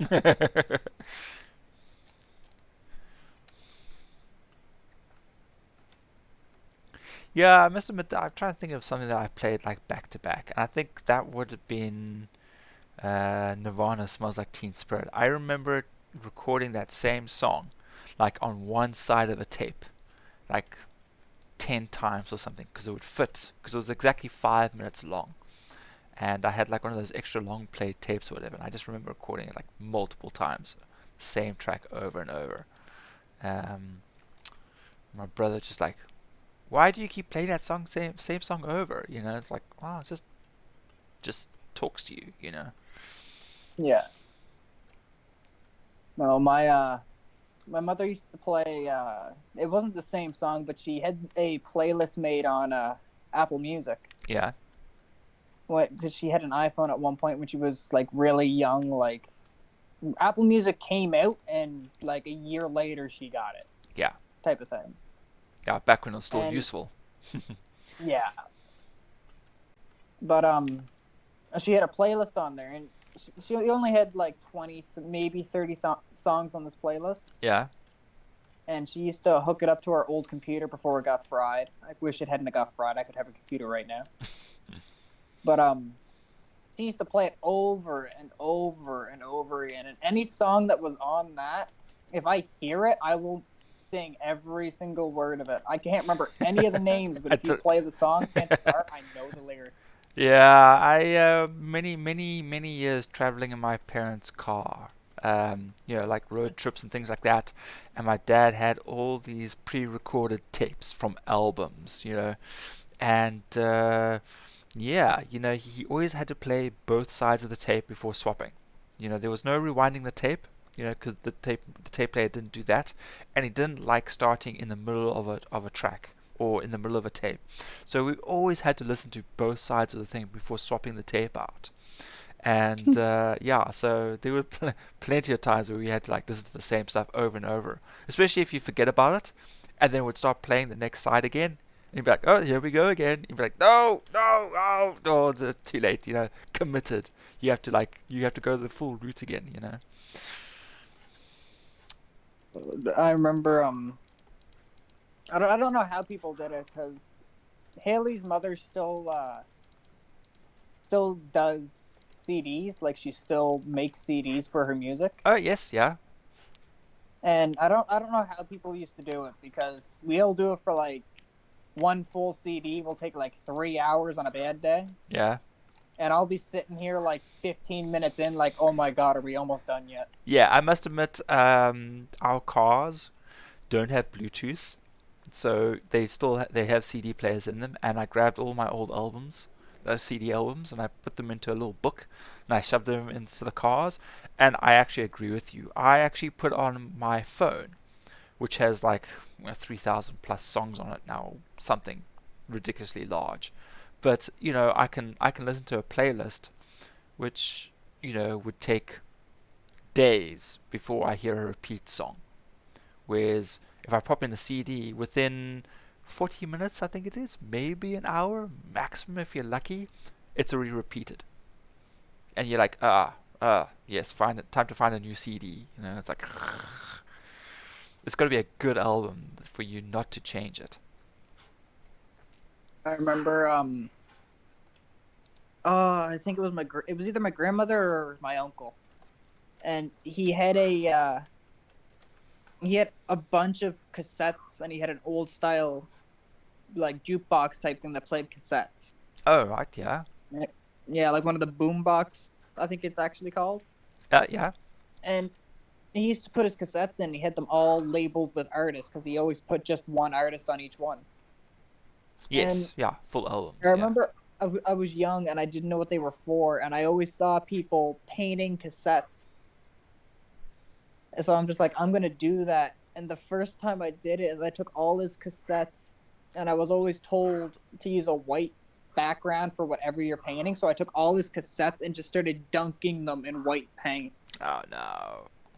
And I'm just sitting there, and he just kind of walks in, and I'm still dunking the cassettes, and I'm like 5 from being done. He's like, "What the hell are you doing?"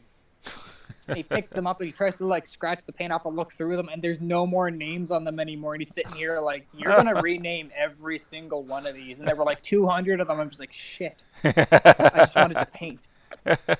Yep, you got him fucked up, boy.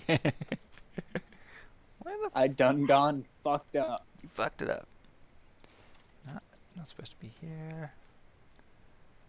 Okay, for some reason I'm really having trouble trying to orientate myself. I'm trying to find my freaking wheat fields. Oh yes, your weed fields. Wheat! Wheat! Wheat! Weed sounds better. Don't worry about it. No, wheat! I need the wheat fields. Don't tell me I haven't made any wheat fields. This is going to be very embarrassing.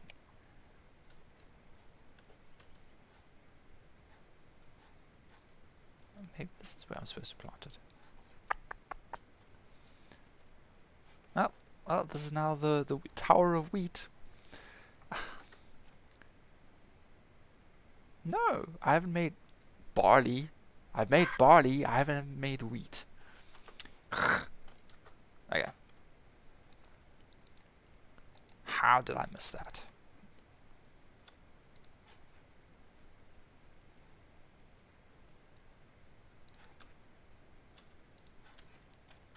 Okay.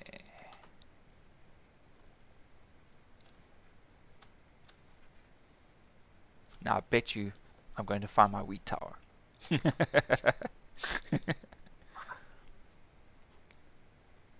I'm gonna have to find a. There's a game I used to play, and it was cross-platform, and it was awesome. I'm gonna have to see if I can find it and send you the download for it, because it was free when we played it. I don't know if it still would be. If it's not, I'll buy it for you at this point. What is it? Oh, I can't remember. I'm gonna find the link. My buddy sent me a video of it not long ago, but I just gotta remember who the hell sent it to me. But it's like, oh, I'm trying to think. It's like old school looking Valheim, or however you pronounce it. Yeah, meets Valheim. Ark. Yeah. Okay. Yeah. So it's like you'll start off on one area Yeah. where like it's like cavemen type building at a twig or living in a cave and shit like that. Uh-huh. And the longer you play, it actually progresses through time. But for every about year is about a month of actual time. And it'll just keep advancing and advancing, and eventually it's first person, and then you can switch to third person, and you can let's say you live for about 80 years in game. Okay. If you don't have a kid, your whole progress is lost. You have to start brand new. But if you have a kid, you'll take over the life of that kid. Oh, right, and then you keep on going. Yeah, and you just got to try to keep it going as long as possible. And it's like, I'll have to see if I can find it. If it's not for Xbox, I'm gonna have to sell the fucking Xbox. Yeah, your mom's gonna love you for that. So I got one of the first big bulky black Xbox Ones. I just need to get the cords for it, and I was gonna scrap it for parts, but because it doesn't overly work. But the only problem that's wrong with it is it just needs a what's it called? It just needs a new power source. Ah, right. The power cable? Internal or external? No, internal power source. Oh, right. Okay. No, it's not that bad. I found one that I can buy for $40, and then I got a whole new one. But the problem is getting the tools to tear it apart and then put the new one in. Yes, I have noticed you have to have some rather particular specific screwdrivers to take those things apart. Yes. Yeah. I think Apple's the worst of it for stuff like that. Because you got these tiny itty bitty screws in the bottom of your phone. Yeah. And then you open that up and you got to undo clips for the screen, undo clips for the battery, take off the screen. And if you want to replace the screen for newer phones, you got to actually reprogram the screen. Jeez. Apple's like cutting out third-party repairs entirely. Yeah, they're apparently being wrapped across the knuckles, or I think down here in South Africa they've got a new policy that allows third-party repairs now, and that won't void the warranty. So yeah, there was a court case or something that was won down here, which now allows so if you've got an iPhone that is damaged or whatever and you want to fix it, you don't have to go to an iPhone store or whatever and send it off. You can send it to a third-party repairer and pay like a quarter of the cost. Yeah, like I might say what to stuff that you say every now and then, just because the bottom speaker for my phone on the right side is blown entirely. Yeah. So my XR, which is supposed to be like loud, is the sound of like an iPod shuffle. Okay, yes. And I like got into contact with Apple and shit about how much it would actually cost to repair it, and I said it's just a blown speaker, and the price they quoted me actually like I'm just like sitting here and I just laughed and hung up on them. They quoted me I think it was $350 or $360 for it. Buy yourself a new phone. You may as well at that rate. Jeez, that is ridiculous. But then again, you know, I remember seeing them showing off their new monitor, right? Yeah. And then charging another $999 for the stand. That's just I'll just Because take my own piece of metal and bend it, thank you. that's exactly it. There were so many YouTubers that made jokes about that. And they said, well, we're going to show you now, you know, how you could make a stand for less than $999. You know, I was just Make it like, for like $2 basically. yeah, I was like, I'm going to show you how to save a fortune. First he was like, well, don't buy Mac products. But anyway, don't buy Apple products, I think it was. Anyway, but yeah, it's just ridiculous, man. And the amount of people that like, oh no, I'm an avid Mac supporter, nothing will change my mind. So that's fine, dude. But yeah, if you can afford their products, yeah, I don't know. I just look at it and think like, how was somebody with so few brain cells could have so much money? You know, Yeah. clearly it's not your own money. It must be dad's money or something that you're spending because it's just wrong on so many levels. Oh, when I was in school when I first got to my high school, and well, when I was in high school, I am a dropout. Yeah. But besides the point, there was this one kid, and the school I went to, from coming from a not so wealthy family, Uh-huh. which no complaints. Like I had a good life. I'm having a good life, I should say. I'm not dead yet. I've only died a few times. But I was there one day, and this one kid was just like showing off his new phone. I walked over and was like, "Hey, can I see?" And I had like old ass shoes on, like a ragged look. Yeah.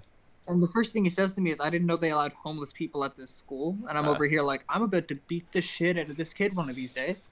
First thing I said to myself is, I'm gonna kick his fucking teeth in. But I ended up cursing him out, just walking on my way. First day, didn't want to get in shit, and I ended up being put in the same class as him. Yeah. Of course. Because reasons. Yeah, yes. Somebody must have seen it happen, just like, we're gonna cause shit this year, and just put me in the same class as him. Woo! Favors. But I think it was about the third day I actually did something to him, because he was picking on me about like my look and appearance and all that, and I didn't care at first until he actually started bringing in my mother and shit. Yeah. Like, brought in my mother saying like, "What, is your mother not a good enough hooker to get you clothes?" I'm over here like, I'm gonna fucking kill you. And finally, we were in gym, and I was goalie in what was it called? Floor hockey. Okay, So yeah. instead of being on ice, you just played with sticks and a ball on the floor. Yeah. And we were playing that, and he goaled on me. And he's sitting there like, it's the homeless kid's blind too. I'm just like, you know what, fuck this. And I fucking took off the pads around my legs and everything. And I just asked the teacher if I could go get a drink so he wouldn't think I was actually going to do something to him. And then So I went to go take the stuff on, and he said, he just told everybody to just chill out for a minute while I went to go get a drink, because I was goalie anyway. And I took all the pads off, and I kept the helmet on and kept my stick, and I walked over to him, tapped him on the shoulder, headbutted him with the helmet, and then just started wailing on him with the stick. I think it was 2 days after that, he brought his father in, and his father's sitting there cursing me out, and I'm sitting here like, what, your son can't take a few whacks? And I walked in, I think, a week later after being hit by a semi-truck. Yeah. Fun story about that, too, actually. I was on my bike, and I was biking around town, and I stopped. And I saw a semi-truck coming, but the light just turned red, and it said I could go, so I figured, all right, they got air brakes. They should be able to stop fast enough. So I start going, and I hear him start blaring on the horn, and next thing I know, I'm, like, front tires out. Back tire still in front of the truck, so I'm thinking like hit the brake, swerve the tire on the gravel to come around, because like the road wasn't the best, so it was basically gravel all over the place. So I flung the tire around, and this truck comes by, and it smashes right into my left shoulder and my left hip, and it just completely flings me around.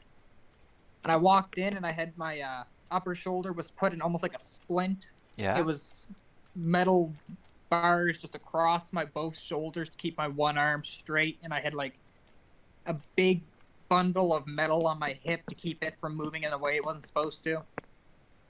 Jeez, dude. And I'm just sitting there, and this kid just looks over. He's like, "What happened to you?" I'm just like, "Something I could actually walk off." Same kid that was fucking saying all this shit that I bet with the stick, and I'm sitting here like, I have actual shit trying to keep me from breaking anything else, and he's over here with a few bruises, and I'm just like, somebody needs to like Yeah. put some actual rhino skin on this guy so we can take a hit. Yeah. No, bunch of snowflakes. Yeah, but I mean, shit, dude. Semis are 18 wheelers. Are they? Yes, they are.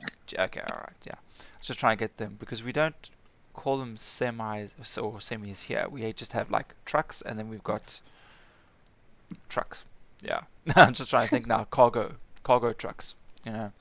Yeah. Haulers is the other one. Yeah.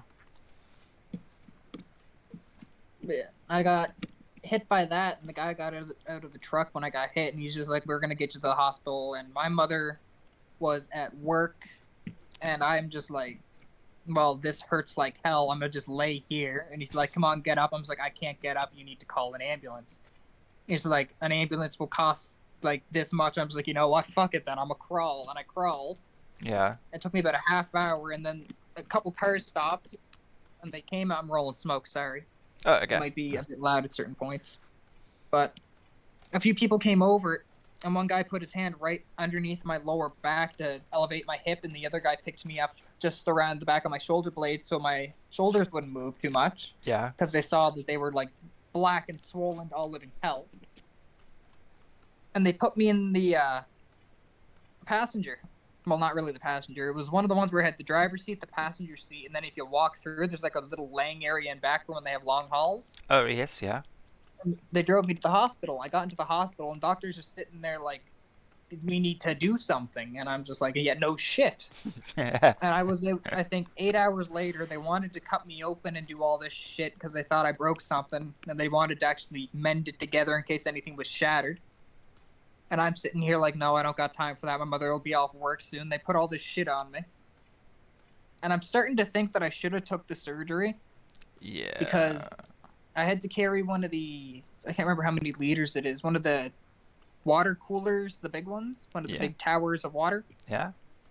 And I had to carry one of them in for Haley one day, and I set it down, and all I could feel was just cracking all down my arm. And I'm just like, this has to be from the semi. If it is not, then I am fucked.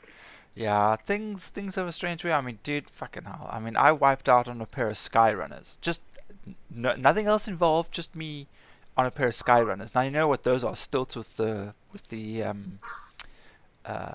springs on them.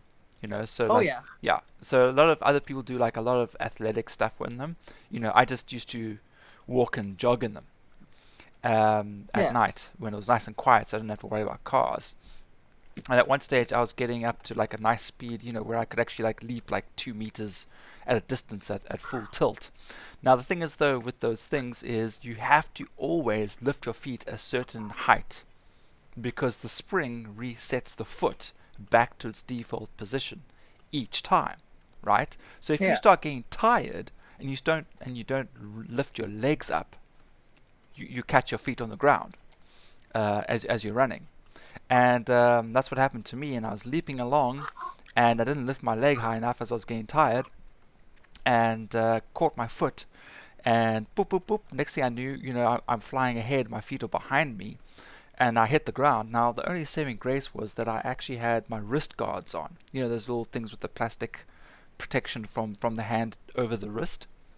Yeah. So I stick out my hands, and lo and behold, my left hand connects with the ground first, and it impacts straight up my arm and into my shoulder. And now straight away, you know, I started sliding. My hands now moved past it. My elbow is now on the ground, grinding along the road. As that slides, the side of my chest and my hip then hit the ground, and then slide as well. And so, you know, I've still got all this momentum pushing me along the ground till eventually I stop. And so I roll over um, onto my butt, and I kind of like sit up a little bit, and my shoulder doesn't quite work properly. I don't know, it didn't feel right. Something didn't feel right. And all I did was I just rolled my shoulder. And as I rolled my shoulder, it went pop, and it went back into place. And I just remember like seeing black and white stars. And I was like, okay, I'm going to walk home now. So I remove my sky runners, and I'm like a block and a half away from home. And I sort of just start like limping home because now my knee is sore, my hip is sore, my shoulder is sore, my face is sore because I actually hit my face on the ground as well. And I Yeah. limp home, and I wake Cindy up because it's like 11 o'clock at night. I was like, hey babe, could you help me here? And she's like, oh my god, what happened? It's like, I wiped out. So it's okay, alright. So she's helping me with my elbow because that's a bloody mess. And like, okay, great. So I gotta climb out of my jeans, which I had on, and as I open my jeans, this flap of skin opens up on my hip. And what happened was, you know, these press studs in your Yeah. jeans, that has a flat section on the inside. And what happened was when I hit the ground, that flat section raised up, and with the friction of me hitting the ground, sliced a nice long piece of skin, like basically probably about 10 centimeters long. Um, Jesus. so this flap then opened and closed as I'm taking my pants off, and she's just like, "What the hell did you do?" You know, it's like, so I'm bleeding from the hip, I'm bleeding from my knee, bleeding from my elbow, my face has got like scabs or whatever else on it now, and I just stop the bleeding, and I want to go to bed. So I was like, "That's it." And dude, I found out the next day, or like 2 days later, when I was actually at the doctor. He was like, "Yeah, you dislocated your shoulder. How did you put it back in?" It's like, I I put it back in by mistake, by accident. He was like, "Ah, that could have been worse." Because you know, if I had done it the wrong way, I could have pinched nerves, I could have pinched blood vessels, you know, I could have caused internal damage, you know, that kind of stuff. So Yeah. Um, nothing on the level of getting hit by a truck. But, uh, yeah, dude, it's amazing how little things can fuck up the rest of your day. Seriously. I'll have to see if I can find the picture. There's a picture of me, and I'll block it whatever I need to. I was wearing just fucking. I wasn't wearing boxers. I was wearing briefs, so Yeah. it's basically me in my underwear. But I'll block that out, and I'll send you the picture of like my waist up. And I had this like I would have thought I was gonna be like a Halo soldier if I would have seen that when I was younger, and I just saw an older me wearing that. Like I'm getting suited up with armor, and it's almost like rebar looking stuff all around my waist for about 6 inches up my stomach, and Yeah. then all Damn. across my back was nothing but like a metal sheet, and I had metal all down my arm, locking it from like Yeah. into a bit of a bend, like a 45-degree angle outward. Yeah. And I had to wear that for I think it was 6 months. Damn. Yeah, no, thankfully I haven't had anything like that. You know, I've cracked my elbow and I've fractured my nose. Oh, I've broken my big toe. Um, yeah, grappling. Yeah, someone rolled over my toe and they broke it in the middle. But yeah, Jeez. no, nothing like that. I I, must say it hurt like hell, yeah, I'm sure. but I'm sure. be- believe it or not, I don't know how the body does this. I was hit by the truck, and I don't Yeah. know if it was adrenaline. It probably was, but I got hit by the truck, and I didn't feel much at first. Yes. And then about 5 minutes later, as he's sitting here trying to get me up, I'm just like, I don't think that's a good idea. Like I'm mentally like, if I get up now, something bad's gonna happen. Yeah. And so after we get all this done, I get into the hospital. They lay me down on the bed. As soon as I lay on the bed, I'm just like, okay, there's doctors, I'm safe. All I get is this huge shot of pain, and I feel so bad for this. The driver that hit me, I still talk to him. He no longer works; he's retired. But Yeah. I'm just sitting here. I'm just like huge shot of pain, and the first thing I do is go, "Holy shit!" And he just comes over. He's like, what? And I don't know if he meant to, but he brought his hand down like right on the tip of my fingers, and it Yeah. moved my shoulder a bit. Yeah. And that hurt like absolute hell. And my first instinct was to soccer punch him right in the fucking mouth. Ah, shit, man. I remember the Yeah, doctor dude. coming Oi. in like, what happened? And I'm just sitting here like, it finally hurts. And he's over here with a big fucking swollen side of the face. I'm just like, yeah, I'm gonna have to buy him a coffee for that. God, shit. Yeah, it's like, yeah, when the adrenaline wears off, dude, then everything fucking hurts. I mean, Oh, I got mugged and the guy cracked open my skull with a piece of pipe. And yeah, at the time, yeah, it hurt like hell and it felt like, like he hit me too hard, but he hadn't stabbed me, and he just had a piece of pipe that was just longer than his hand. He was holding it in a closed fist, but he was hitting me with the side of it. Like he was not palm striking, but he was hitting me with like his little finger, like that side of Yeah. the fist. So he was like the equivalent of stabbing me with it was what he was actually doing. But the pipe, thankfully, didn't penetrate anything, but he hit me on the head in the temple area twice. And yeah, he got the blood flowing very quickly. And I remember when the security guards came running and he bolted off. I remember taking a deep breath and sort of going, "Ah, that's fine." And then the pain, like, really kicked in. And I remember the lightheadedness, and I remember the nausea. Yeah, the amount of nausea that there was. It was just, I felt like I just want to vomit. I tried vomiting and I couldn't. And it was, yeah. Once the adrenaline is gone, dude, you're a sick, weakly little thing. It's not something I want Yeah. to ever experience again. I think the worst nausea I ever got is when I was stabbed in the leg. Yeah. And it wasn't by somebody else. I will admit I was a stupid child.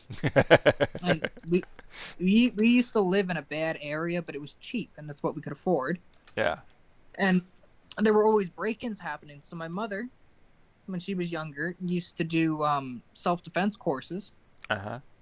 And one of the things she got back then was a almost like Viking-ish dagger. Like it was like a tiny sword type dagger. Yeah. And the bottom of the little round part at the bottom for the handle was a skull, but it was an upside down skull. So I used to take the sheath off and I used to look at the blade because it had carvings and shit on it. I'm just like, this is really cool. Yeah, I totally get that. Yes, yeah. Yeah, and I saw the skull and I flip it upside down. As soon as I flip it upside down, my mother goes, "What are you doing?" And my instant reaction is to just drop it. Right. And Oops. I dropped it, and it was so well balanced, and it went right through my leg and started poking at the other side. Yeah. And as soon as that happened, I freaked the fuck out, so I just ripped it out, and next thing you know, just pools of blood everywhere I went, Blood and I'm everywhere. over here like, I am gonna die. And I remember passing Oh out, my waking up in the God. hospital, and even after waking up about two days later, even just the thought of it, just instant nausea for like a half hour. It was bad.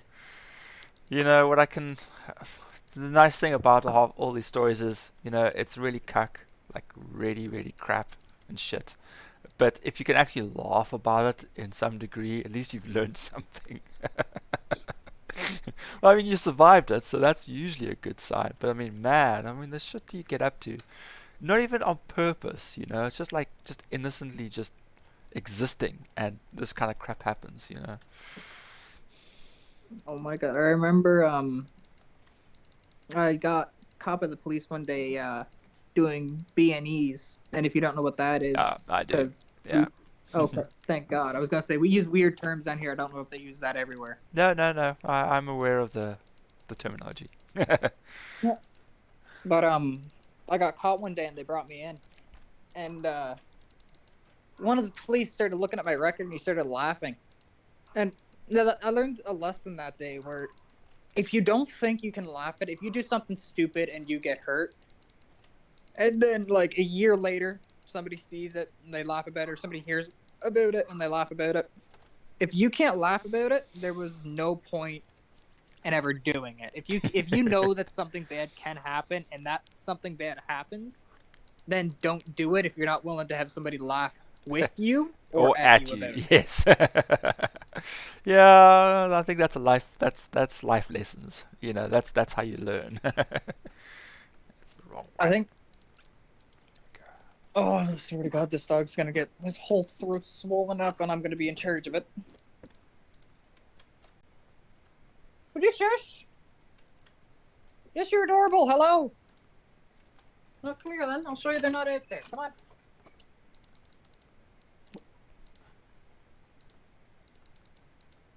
Yeah, look at that. Oh my God, you actually made it outside. But yeah. The worst physical thing I have had was my shoulder and hip, and my worst not so physical damage I had happened to me. Yeah, Like it's not mental, but it wasn't bad enough to draw a lot of blood or anything. yeah. Was I have a oh, what's it called? It's not a windmill. Is it a windmill? Those things Yeah. where they spin in the wind and they make electricity. Yeah, well, the turbine, isn't it? Yes. Okay. Yeah. So I have a bearing for one of them because where we are, we usually get the scrap for when one of those breaks down. Right. Because our little island doesn't have much, but apparently it has the shit to dismantle that and actually get rid of everything. And I was at the junkyard one day, and I picked one up, and I asked him, what is it? And he told me it's a turbine bearing. And I'm sitting there like, this is cool. How much for it? He says, well, everything's free at the junkyard. And I'm just like, shit, that's awesome. So I took 2 or 3 of them. Yeah. I picked it up, and I was looking at it. I was tossing it in the air, and it hit my hand. It had a good weight to it. So I'm just like, this is fun. But I threw it up again, and I caught it. And I threw it up once more, and my uncle called him my name. So I turned my head a little bit, and the thing goes past my hand, smashes into my foot.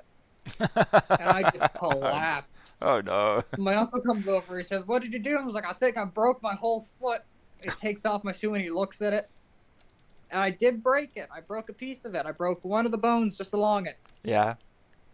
But I had this big, like, crater-looking thing in my foot. And after that, he still won't let me live it down. It sounds cool when he calls it to me in public. He calls me Crater, because I used to have a crater in my foot. Yeah.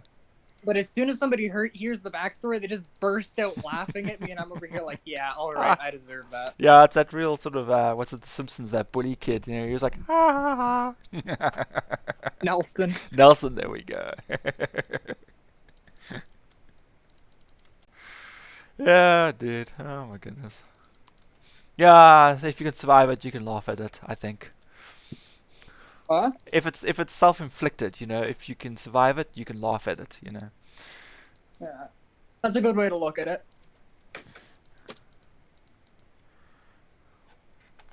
Oh. So how's your car coming along? Well, I have 2 of them. And I got the engines done, and I got the body stripped and every other thing in there gone. I got the whole interior stripped down and everything. Uh-huh. And now all I gotta do is have the patience to put them both back together. Ah, yeah, that's right. Oh, excuse me. B1. I must say, I would definitely prefer to be able to work on real cars. Well, you don't have to wash your hands whenever you're done with simulator. True. I remember when my uncle had I think he said about 30 cars in his lifetime. Yeah. 'Cause he'll go out, he'll buy them, he'll fix them, and then he'll tear them apart and put those parts in other cars to make them better. Right. And I used to work on his cars with him. He had old Eagle Talons. He had 1 for part and 2 for the drag strip. Oh, okay. I was working on it with him one day. And I was going to help him take the engine out. He had everything to take the engine out, and he just said, all I need you to do is to get up under and make sure I don't smack anything, or else we're just going to scrape it. We're probably going to fuck one of the hoses or something. So I got down, I slid under the car, and I put my hand up. And I shouldn't have put my hand up because he said just make sure I don't hit anything. So I thought, all right, I'll tilt the engine if you're going to hit something. And I put my hand up, and I didn't think an engine weighed that much. I thought like cars weighed 2 tons total. I thought most of that was just a frame. I thought cars had steel frames. Yes. I was stupid. The engine weighs about a half ton to a ton. It's relatively hefty, yeah. And I put my hand up and the engine swung one way. And all I heard him yell was "look out," and I didn't move fast enough. And the thing came back and just smacked me right in the hand and cut open both of my fingers. Yeah. And I was like, "All right, I gotta go get stitches now." She's like, "Why do you gotta do that?" I was like, "Well, I'm bleeding everywhere." She's like, "Oh, watch this." And he just comes over and he takes fucking alcohol, like 80% alcohol. That's to drink, right? Dumps half the bottle on my hand, and I'm ready to punch him in the mouth. And he grabs me by the hand, and I didn't know he had this much strength. And he held my hand right in place. Yeah. Put a paper towel around it, and then just electrical tape around it, like half a roll of electrical tape around both fingers. And I'm just like, this is fucking awesome. It hurts like hell, but It works. battle wound. Yeah. Something to show the ladies. Yeah, dude. When it comes to cars, the only car that I will ever remember, because I've never been a car fanatic or anything. You know, I look at a car and says, "Does it do its job?" You know, I'm happy. That's fine. You know, kind of thing. And the only one I remember that I will always remember was when they brought Knight Rider to South Africa, and I got to sit in the car and I got my photo taken with it. You know, I got to hang out with Kit and I got to chat to him because they had the guy doing the voice and as well. And yeah, so I got to sit in Kit. So that's my best memory of a car that I can think of. That is awesome. Yeah, it was such a nice car. I would love to drive one of those. Sadly, I will have to go mute for a minute. My mother is here. I'm just gonna help her take stuff in the house. Ah. I will be back. Cool, dude. Tell her I say hi. I shall. Oh, we got the points. We got the points.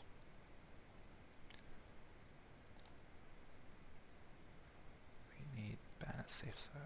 Creates. Okay. Finally, flour. Wheat.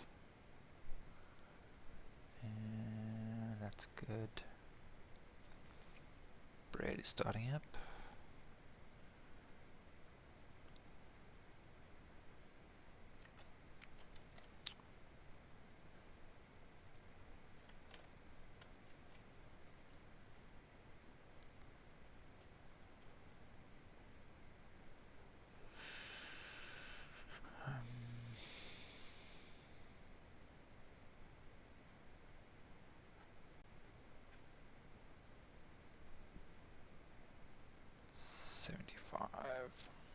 I still think we need more wheat.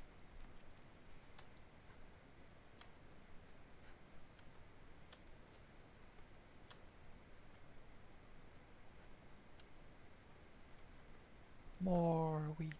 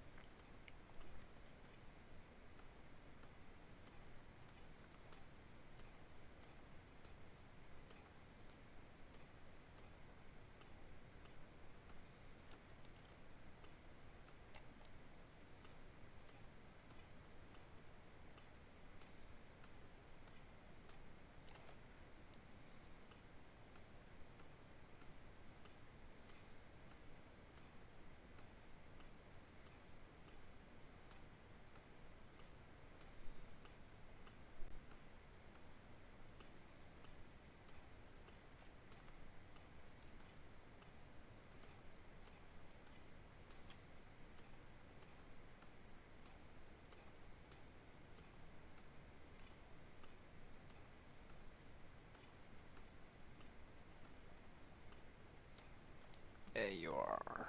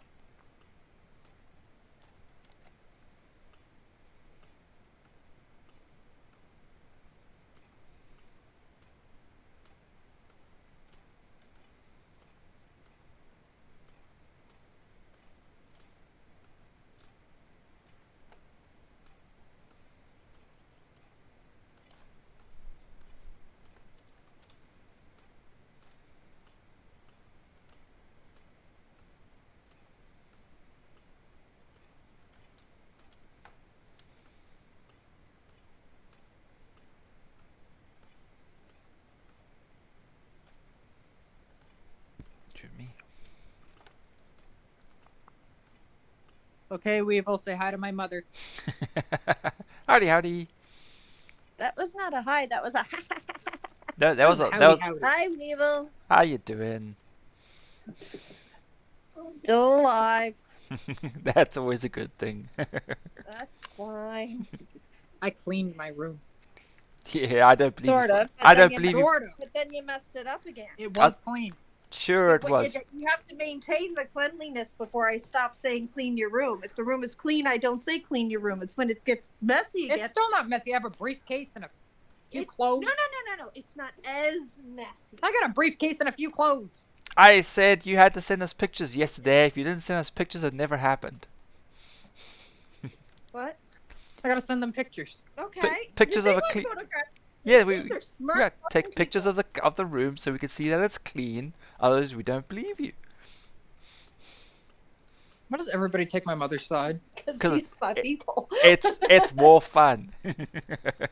All the boomers stick together. I'm not a boomer. I'm a Gen X. What are you talking about? You know, mini boomer. No. Millennial. You are not a No, millennial. Senior's a millennial. Well, what Yeah. am I? I'm not a boomer. I'm not old enough to be a boomer. Weevil, how old are you? 42. 41. You're 40. Gen X. Wait, no. I'm Gen X too. See, Yeah. it's not the boomers that stick together. It's Gen X because our parents would beat us if we didn't clean our room, and they were allowed to. That's right. Yeah, that's exactly what would happen. Yeah, we're the ones that grew up with the digital age as it evolved. So that's technically the Gen X.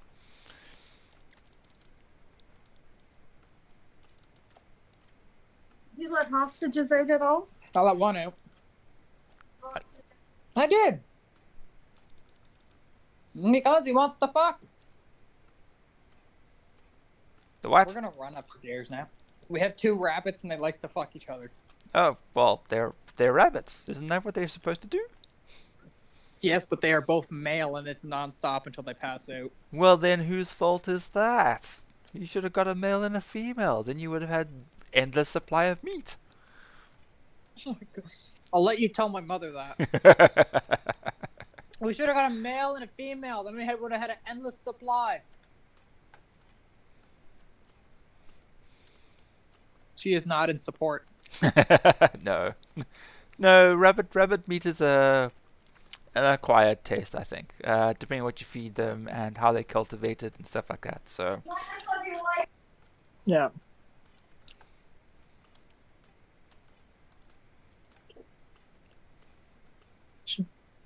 I'm gonna kill this rabbit. just separate them, man. No, they're not fucking. There's one. Okay, his name's Hostage. Uh-huh. He's that's fine. yeah. Hostage is fine. The other one's Geneva after the Geneva Convention Code. Right. So hostage in Geneva. That sounds appropriate. Hostage is the good one. Geneva is the asshole. She already bit me once. Ah. Is And then that one of them black? one's black, more black than white, and the other one's more white than black. Then does Cobbaby also have rabbits? Yeah, she has 2 now. She did have one that was pure black, and now she has one that's pure black and one that's pure white. Okay, that's what I was trying to figure out, if the rabbit I saw was hers or if it was yours. Okay. No, mine are like both spotted, but one's more white than it is black. Right.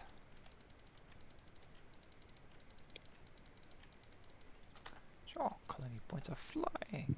Okay.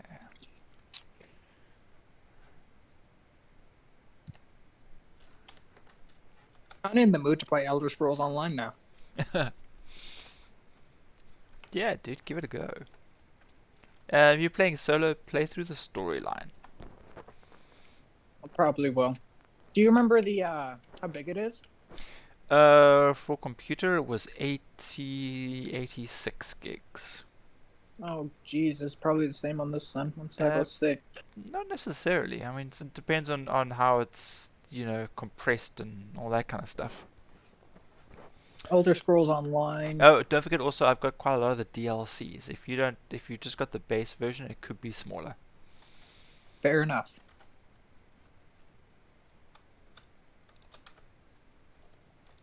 Oh my god. So what I'm gonna have is Elder Scrolls Online, Tamriel Unlimited.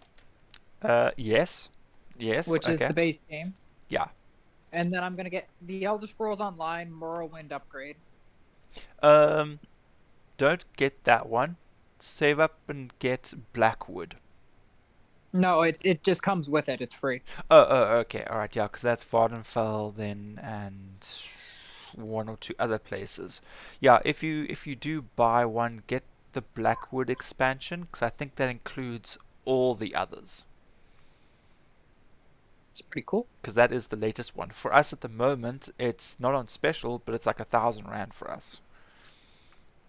Jesus. Yeah, usually I wait like 2 months, whatever, and then I'm able to get like a CD key for like a quarter of the price. So it is 96.5 gigabytes. 96. Shit. Well, I'm still going to download it. My Wi-Fi should be able to take it, no problem. Yeah. Probably going to still take 12 hours. So what are you doing tomorrow? Let's see, tomorrow. Well, during the day I'm working. Tomorrow is Tuesday. I should be playing ESO. Well,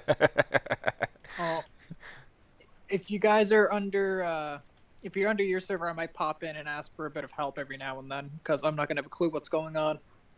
Yeah, of course. If it's, damn it, man, I can't wait for it to be crossplay. That would be so much better. Yeah, because then you won't even be able to join the guild.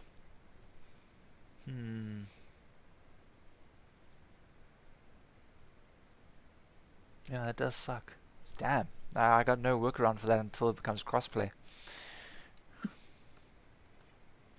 Well, all else fails. When you play ESO, you usually stream it from what I find. Yes. So all else fails, I'll just hop into your Twitch and ask the question I need to. Yeah, that works too, because then we can pick the brain of everybody else as well. Yep, because I'm probably going to be lurking for you anyway, so if I have a question, you're right there either way. That's perfect, dude. Think smarter, not harder. Yeah, don't think at all. Get somebody else to do it.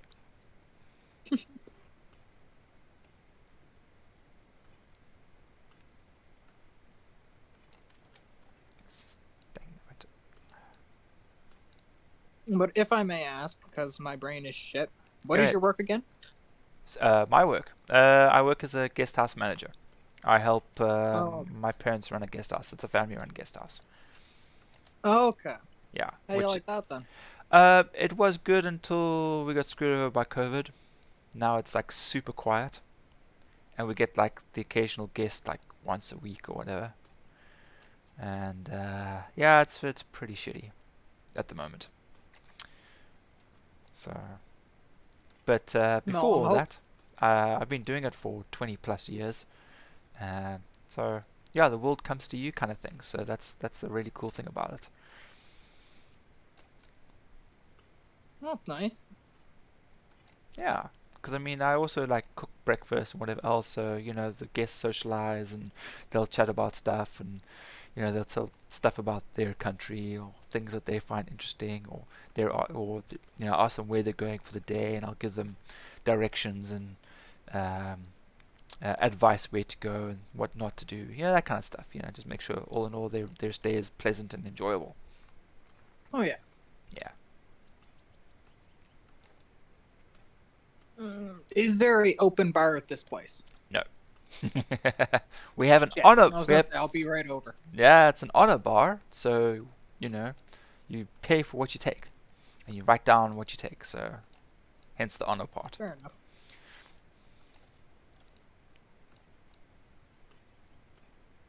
No, being it's not a hotel. It is just a guest house or B&B that does. Sorry, a guest house that does bed and breakfast. Apparently, there is a difference between a B&B and a guest house. So I'm not too sure what it is, but we always have to stipulate it because otherwise we fall into a different category apparently. So It doesn't seem like there'd be that much of a difference. you would think so, but apparently there is. So I don't know what the difference is, and I've been doing it for like 20 plus years. So Fucking A. yeah, Your it's probably experience. just government going being what they do. Yeah. Probably one just means we have to pay more for a license or something stupid. You'd think, because for what you do now, what license do you need? Well, you've got to, you got to go through the checks and stuff like that. You have to be evaluated that everything is above board, and basically, you have criteria that you have to meet. I just don't know what the difference is, what the criteria is between running a guest house and a B&B, but apparently there I is a know difference. for a B&B, your kitchen of what you're doing has to be inspected. Oh no, everything gets inspected. Yeah. Yeah. Yeah, we've got I know 9 that rooms. Yeah, we've got 9 rooms in total, and 1 downstairs, 8 upstairs, and they don't have their own fridges and stuff like that, but they all have their own bathrooms. They're all en suite. They all have their own TVs, tea coffee facilities, all that kind of stuff. So from that Yeah. point of view, it's all good. So yeah. Yeah, I know down here, if we are selling if I were to sell stuff from a garden, Mhm. then I would be perfectly fine. But if I were to take, let's say, a cucumber and sell it, I'd be fine. If I were to take that cucumber and pickle it and try to sell it, I'm pretty sure I need a license. Really? Wow. I've heard in Yeah. America that they fine kids for selling lemonade on the side of the street. That's ridiculous. Yeah. I mean, come I've on. heard of that too. That's just the days where you used to be able to do that and no problems at all. Now everything has a problem with it. Yeah. No. If you're making any form of profit, we need to have our cut. It's just a freaking gang now. That's all it is. But I mean, I've seen informal, hawkers, guys who are selling stuff like on the road, at stop streets and stuff like that, get arrested, and it's just like, geez, dude, man, this guy is actually trying to make an honest living, He's selling fruit, for goodness sake. He could be breaking into people's houses or hijacking cars at red lights. Instead, he is actually trying to make an honest living. Just freaking leave the guy alone. Sure, he's sometimes annoying when he comes to my window and I say no thanks, and he's, no sir, come on, buy some avos, they're ripe. I'm like, no thank you, I don't want to buy avos, but that guy could be holding a gun to my head, which would I prefer? A handful of avos or a hand, with a gun in it? I mean, really. Yeah, I know that. Oh, what was I gonna say? Oh, let me think. I know that in the U.S., like you said, there are people that are trying to sell stuff on the side of the road and stuff like that. But there was one guy in the U.S. where he went out and he paid money. He paid his own money out of his pocket, no loans or anything, Yeah. and bought himself a wind turbine. And then Oh, he hooked it all up himself. And he did yes. all this and all that. And once he did all this shit himself, he built his own house, hooked up his own water to his own river on his land and all that. Yep. And the government started trying to charge him for the power and the water. Mm-hmm. Yes, I've heard of this too. They've been doing it to us as well down here.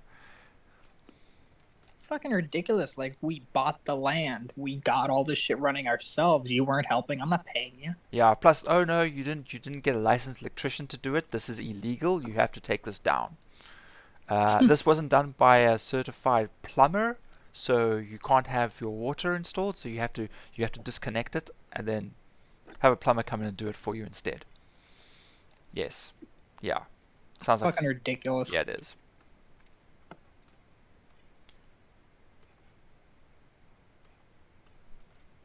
The world's just gonna go to shit in the handbasket at this rate. Yeah, unfortunately it has to, and it's always done it in the past too. So it resets and then it starts again, resets and starts again. So Yep. I mean, some people call it the Dark Age, some call it the prehistoric. Medieval.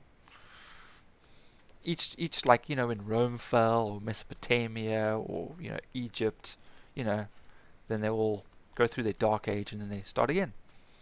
It's just that's how it works. Hopefully our dark age isn't with nukes. Yeah, well, probably going to be the case. Hopefully we'll be on Mars by then. We can just watch it. Let's hope. Yeah. Elon better get to work. Come on, in Elon we trust. Come on, that and Dogecoin. Buy your Dogecoin.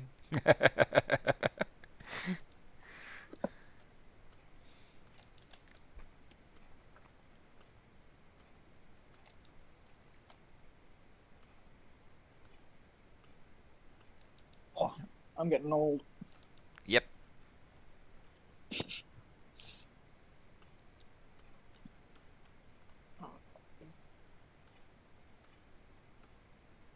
So, what are the basics of ESO that I should know? Because my problem was that I started off, and I don't know if the campaign beginning type thing is like the same for everybody.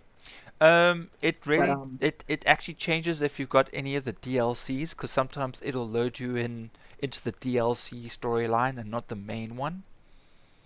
yeah, So do the tutorial anyway, because sometimes that depends on where it starts you. Now the really good thing about ESO is it really doesn't matter about your character at first.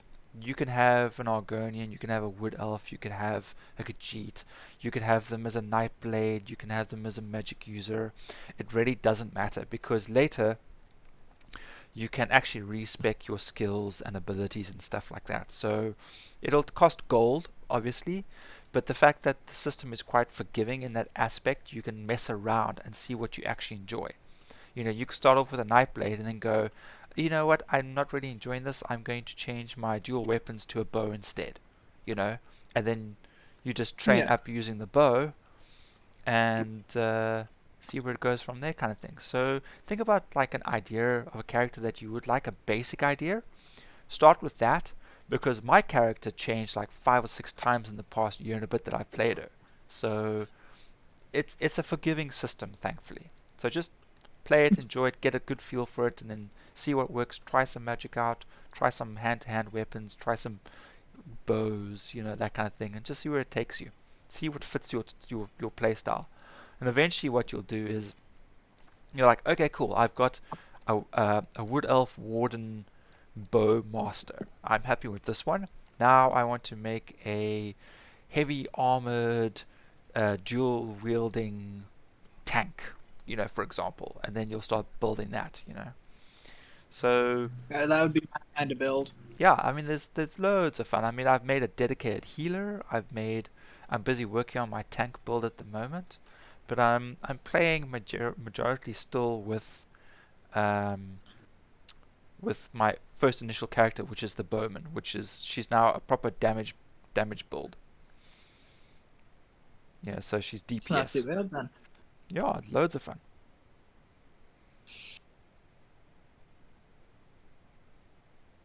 But I am going to head out. If you are still on in about an hour or so, I will be back. I'm just gonna go do a bit of weed whacking, a bit of garden work. Okay, dude, enjoy. Well, it's Right. 10 o'clock here, so I may just be on for like another half an hour, 40 minutes, depending.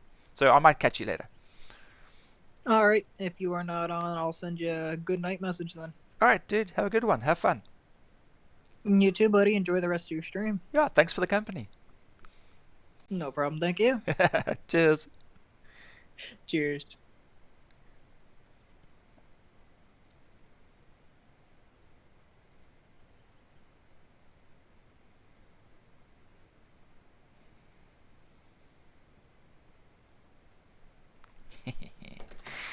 Okay. Still in.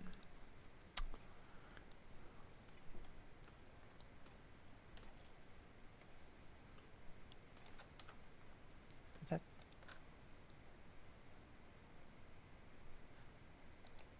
There we go.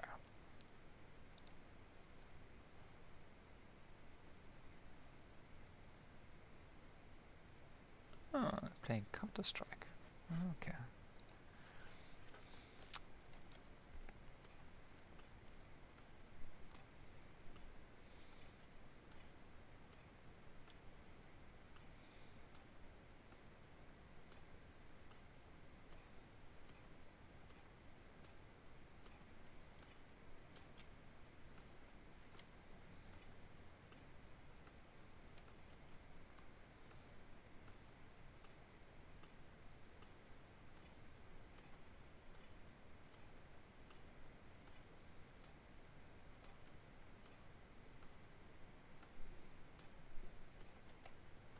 Ah, there it is.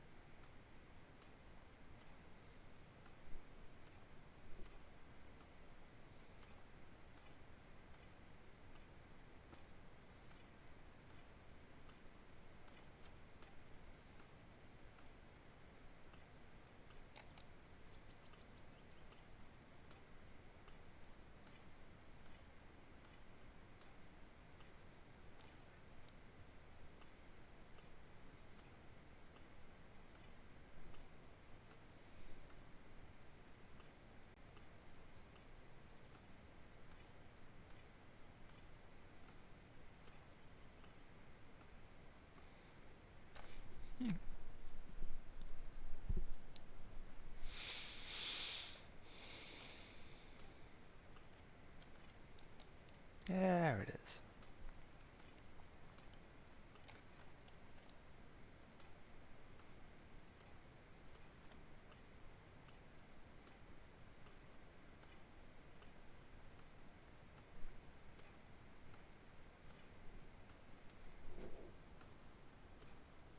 And here comes my cat, climbing through the window.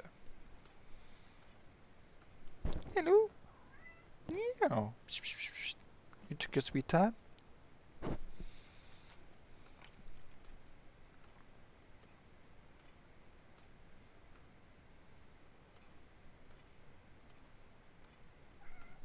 Yeah.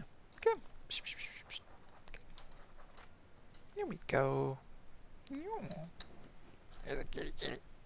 Are you wet? No, you're not. Go. There's a kitty kitty.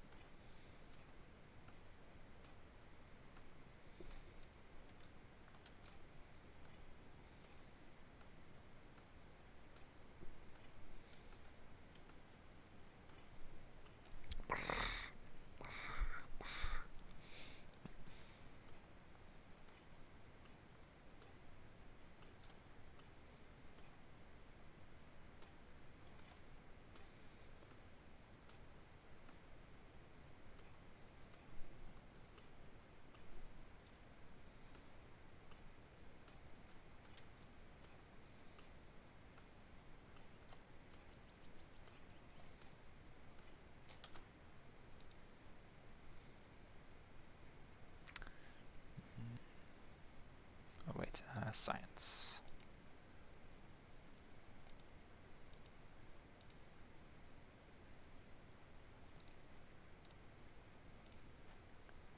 Complete. Yeah, okay, we need more colony point capacity. There we go.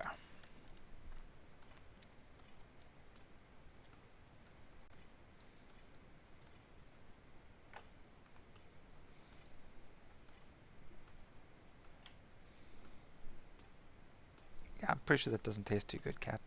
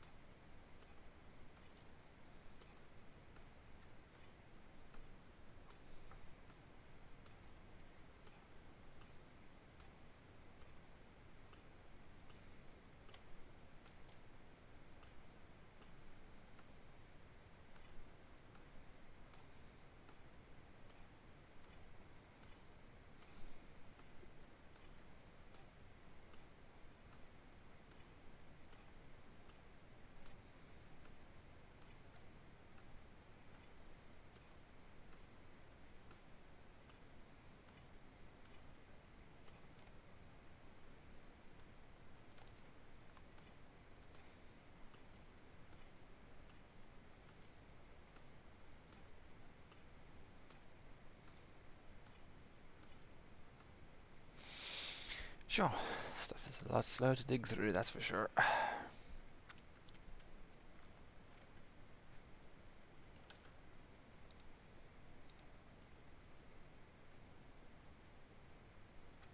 Put down some new beds soon.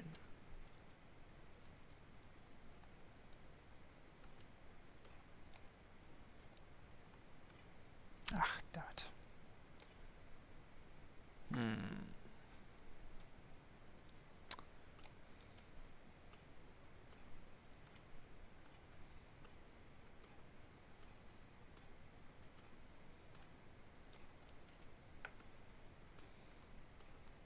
You know, we've got plenty of others.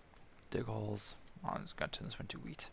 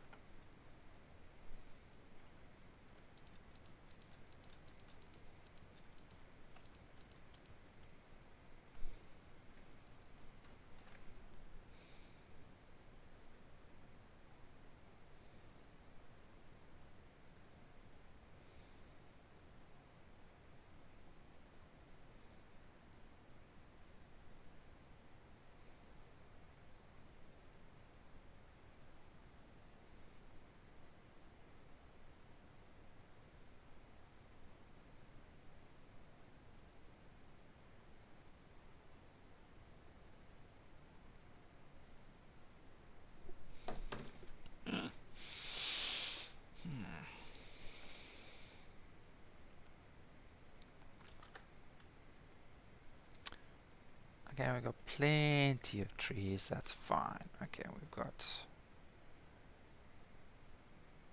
cabbage, barley is good, wheat is getting up, fish, bread meal, bread. It tells me we're going to need more workstations soon. Science.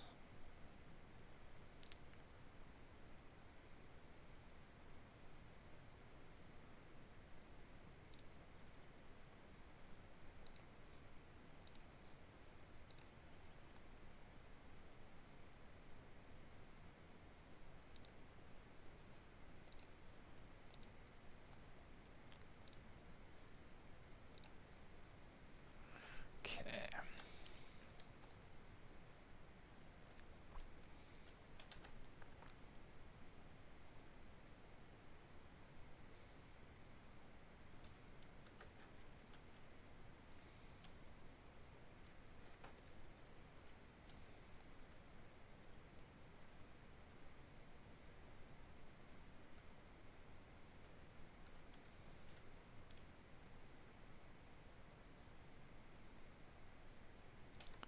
Science bag.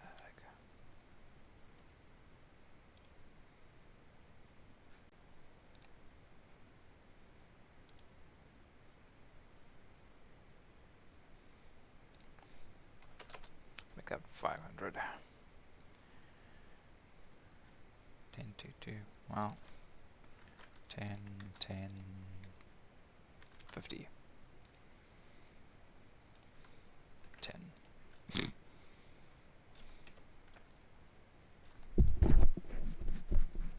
Alright, so we don't have science bags, so it's this one. Yeah.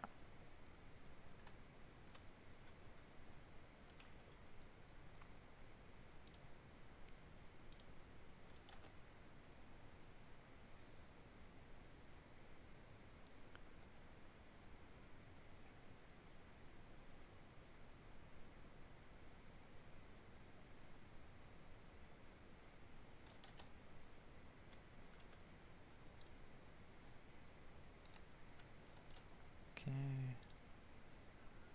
That's that one. Wood splitting. We don't have. I got split wood.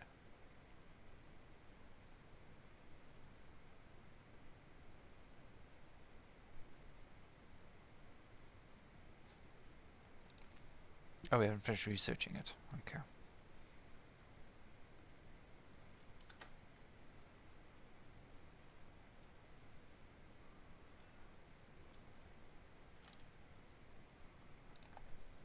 Ten.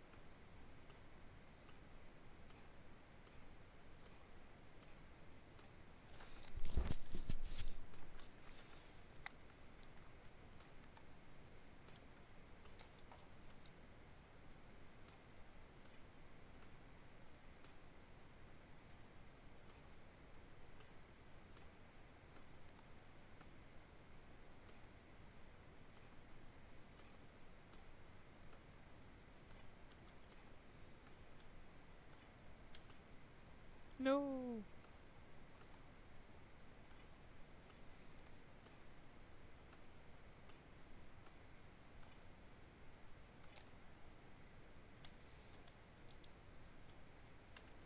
The precious wheat. No. Oh well.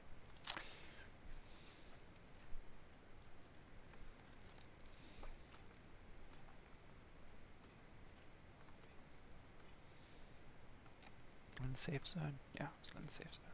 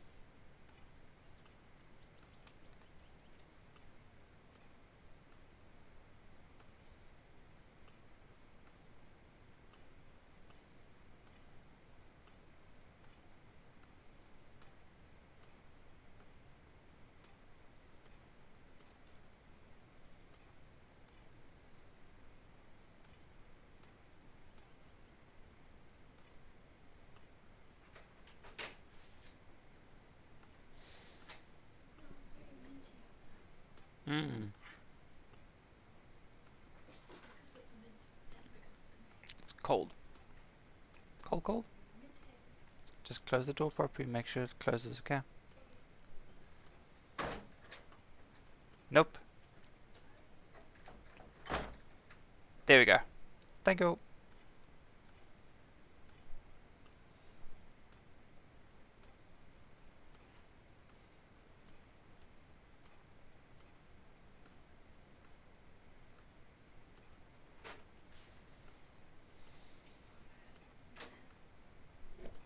Yeah, leave all the warm air out.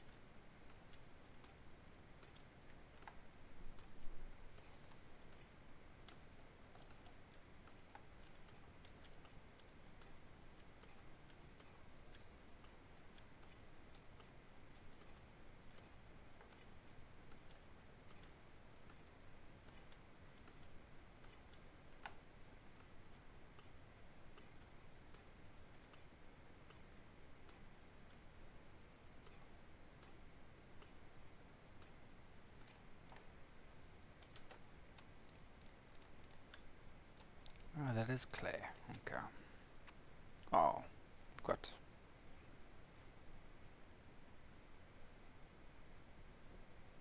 clay. Dirt.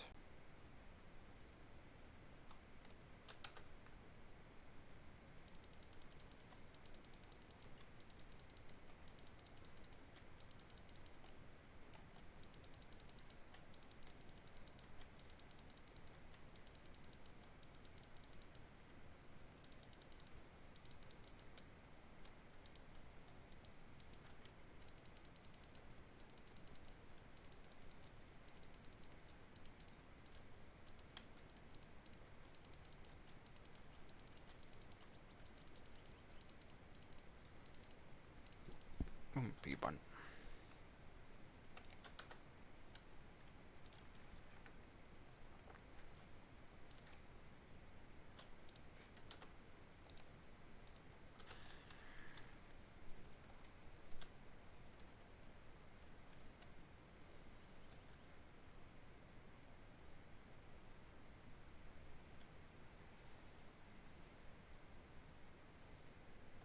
Okay, so you're doing a job.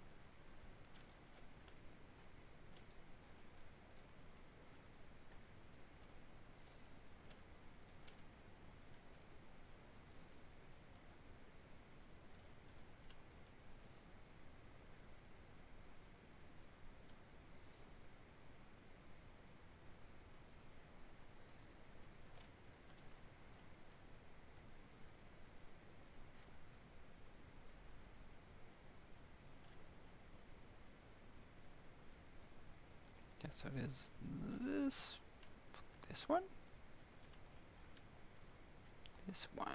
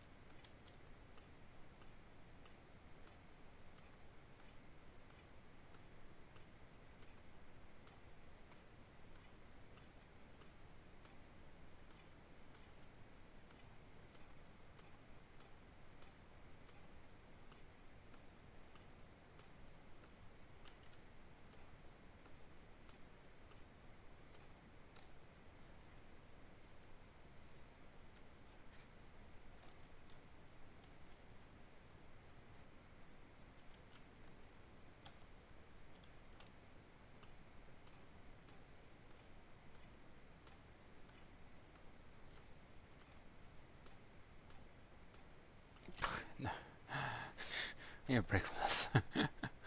Okay. Okay, so this is still downstairs.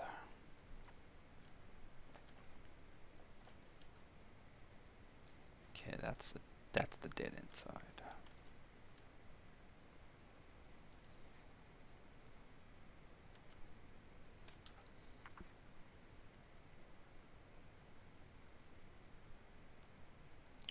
Okay, we got the fish. Why aren't they cooking it?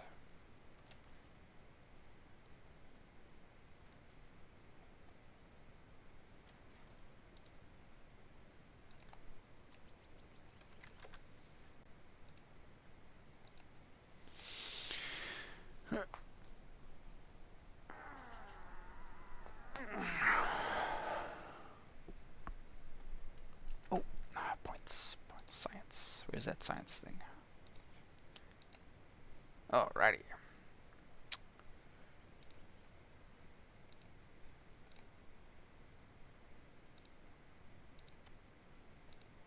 Actually, that's a pretty good point to stop. I think we're probably going to call it here.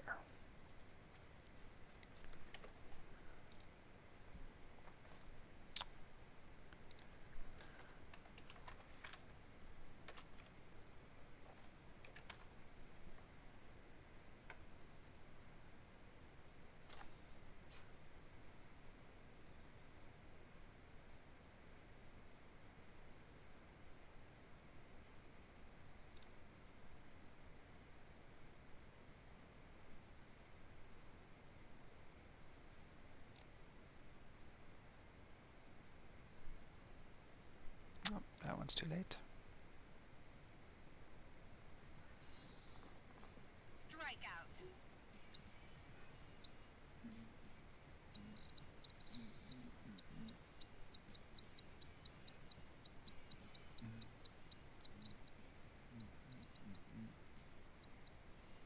The iron.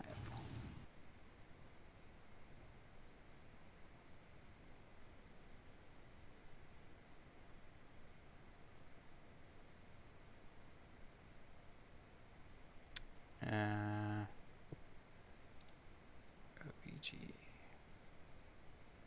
We're gonna do that fight, the last thing, just before we end destroying. So let's check what's down here. What else is down? Okay. I'm just gonna have to call it here then, guys. Doesn't seem to be much. Oh no, wait. No. I know where to send us.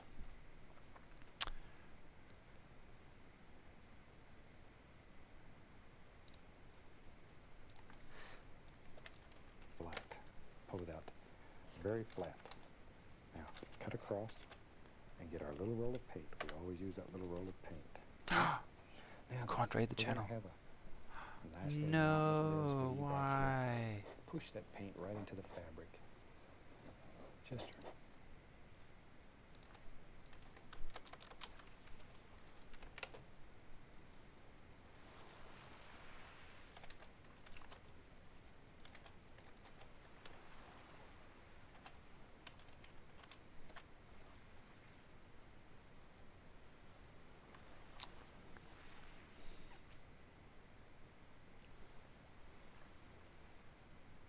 And away we go. Cheers, guys. Check you all tomorrow. Have a good evening. Have a good night. Have a good day.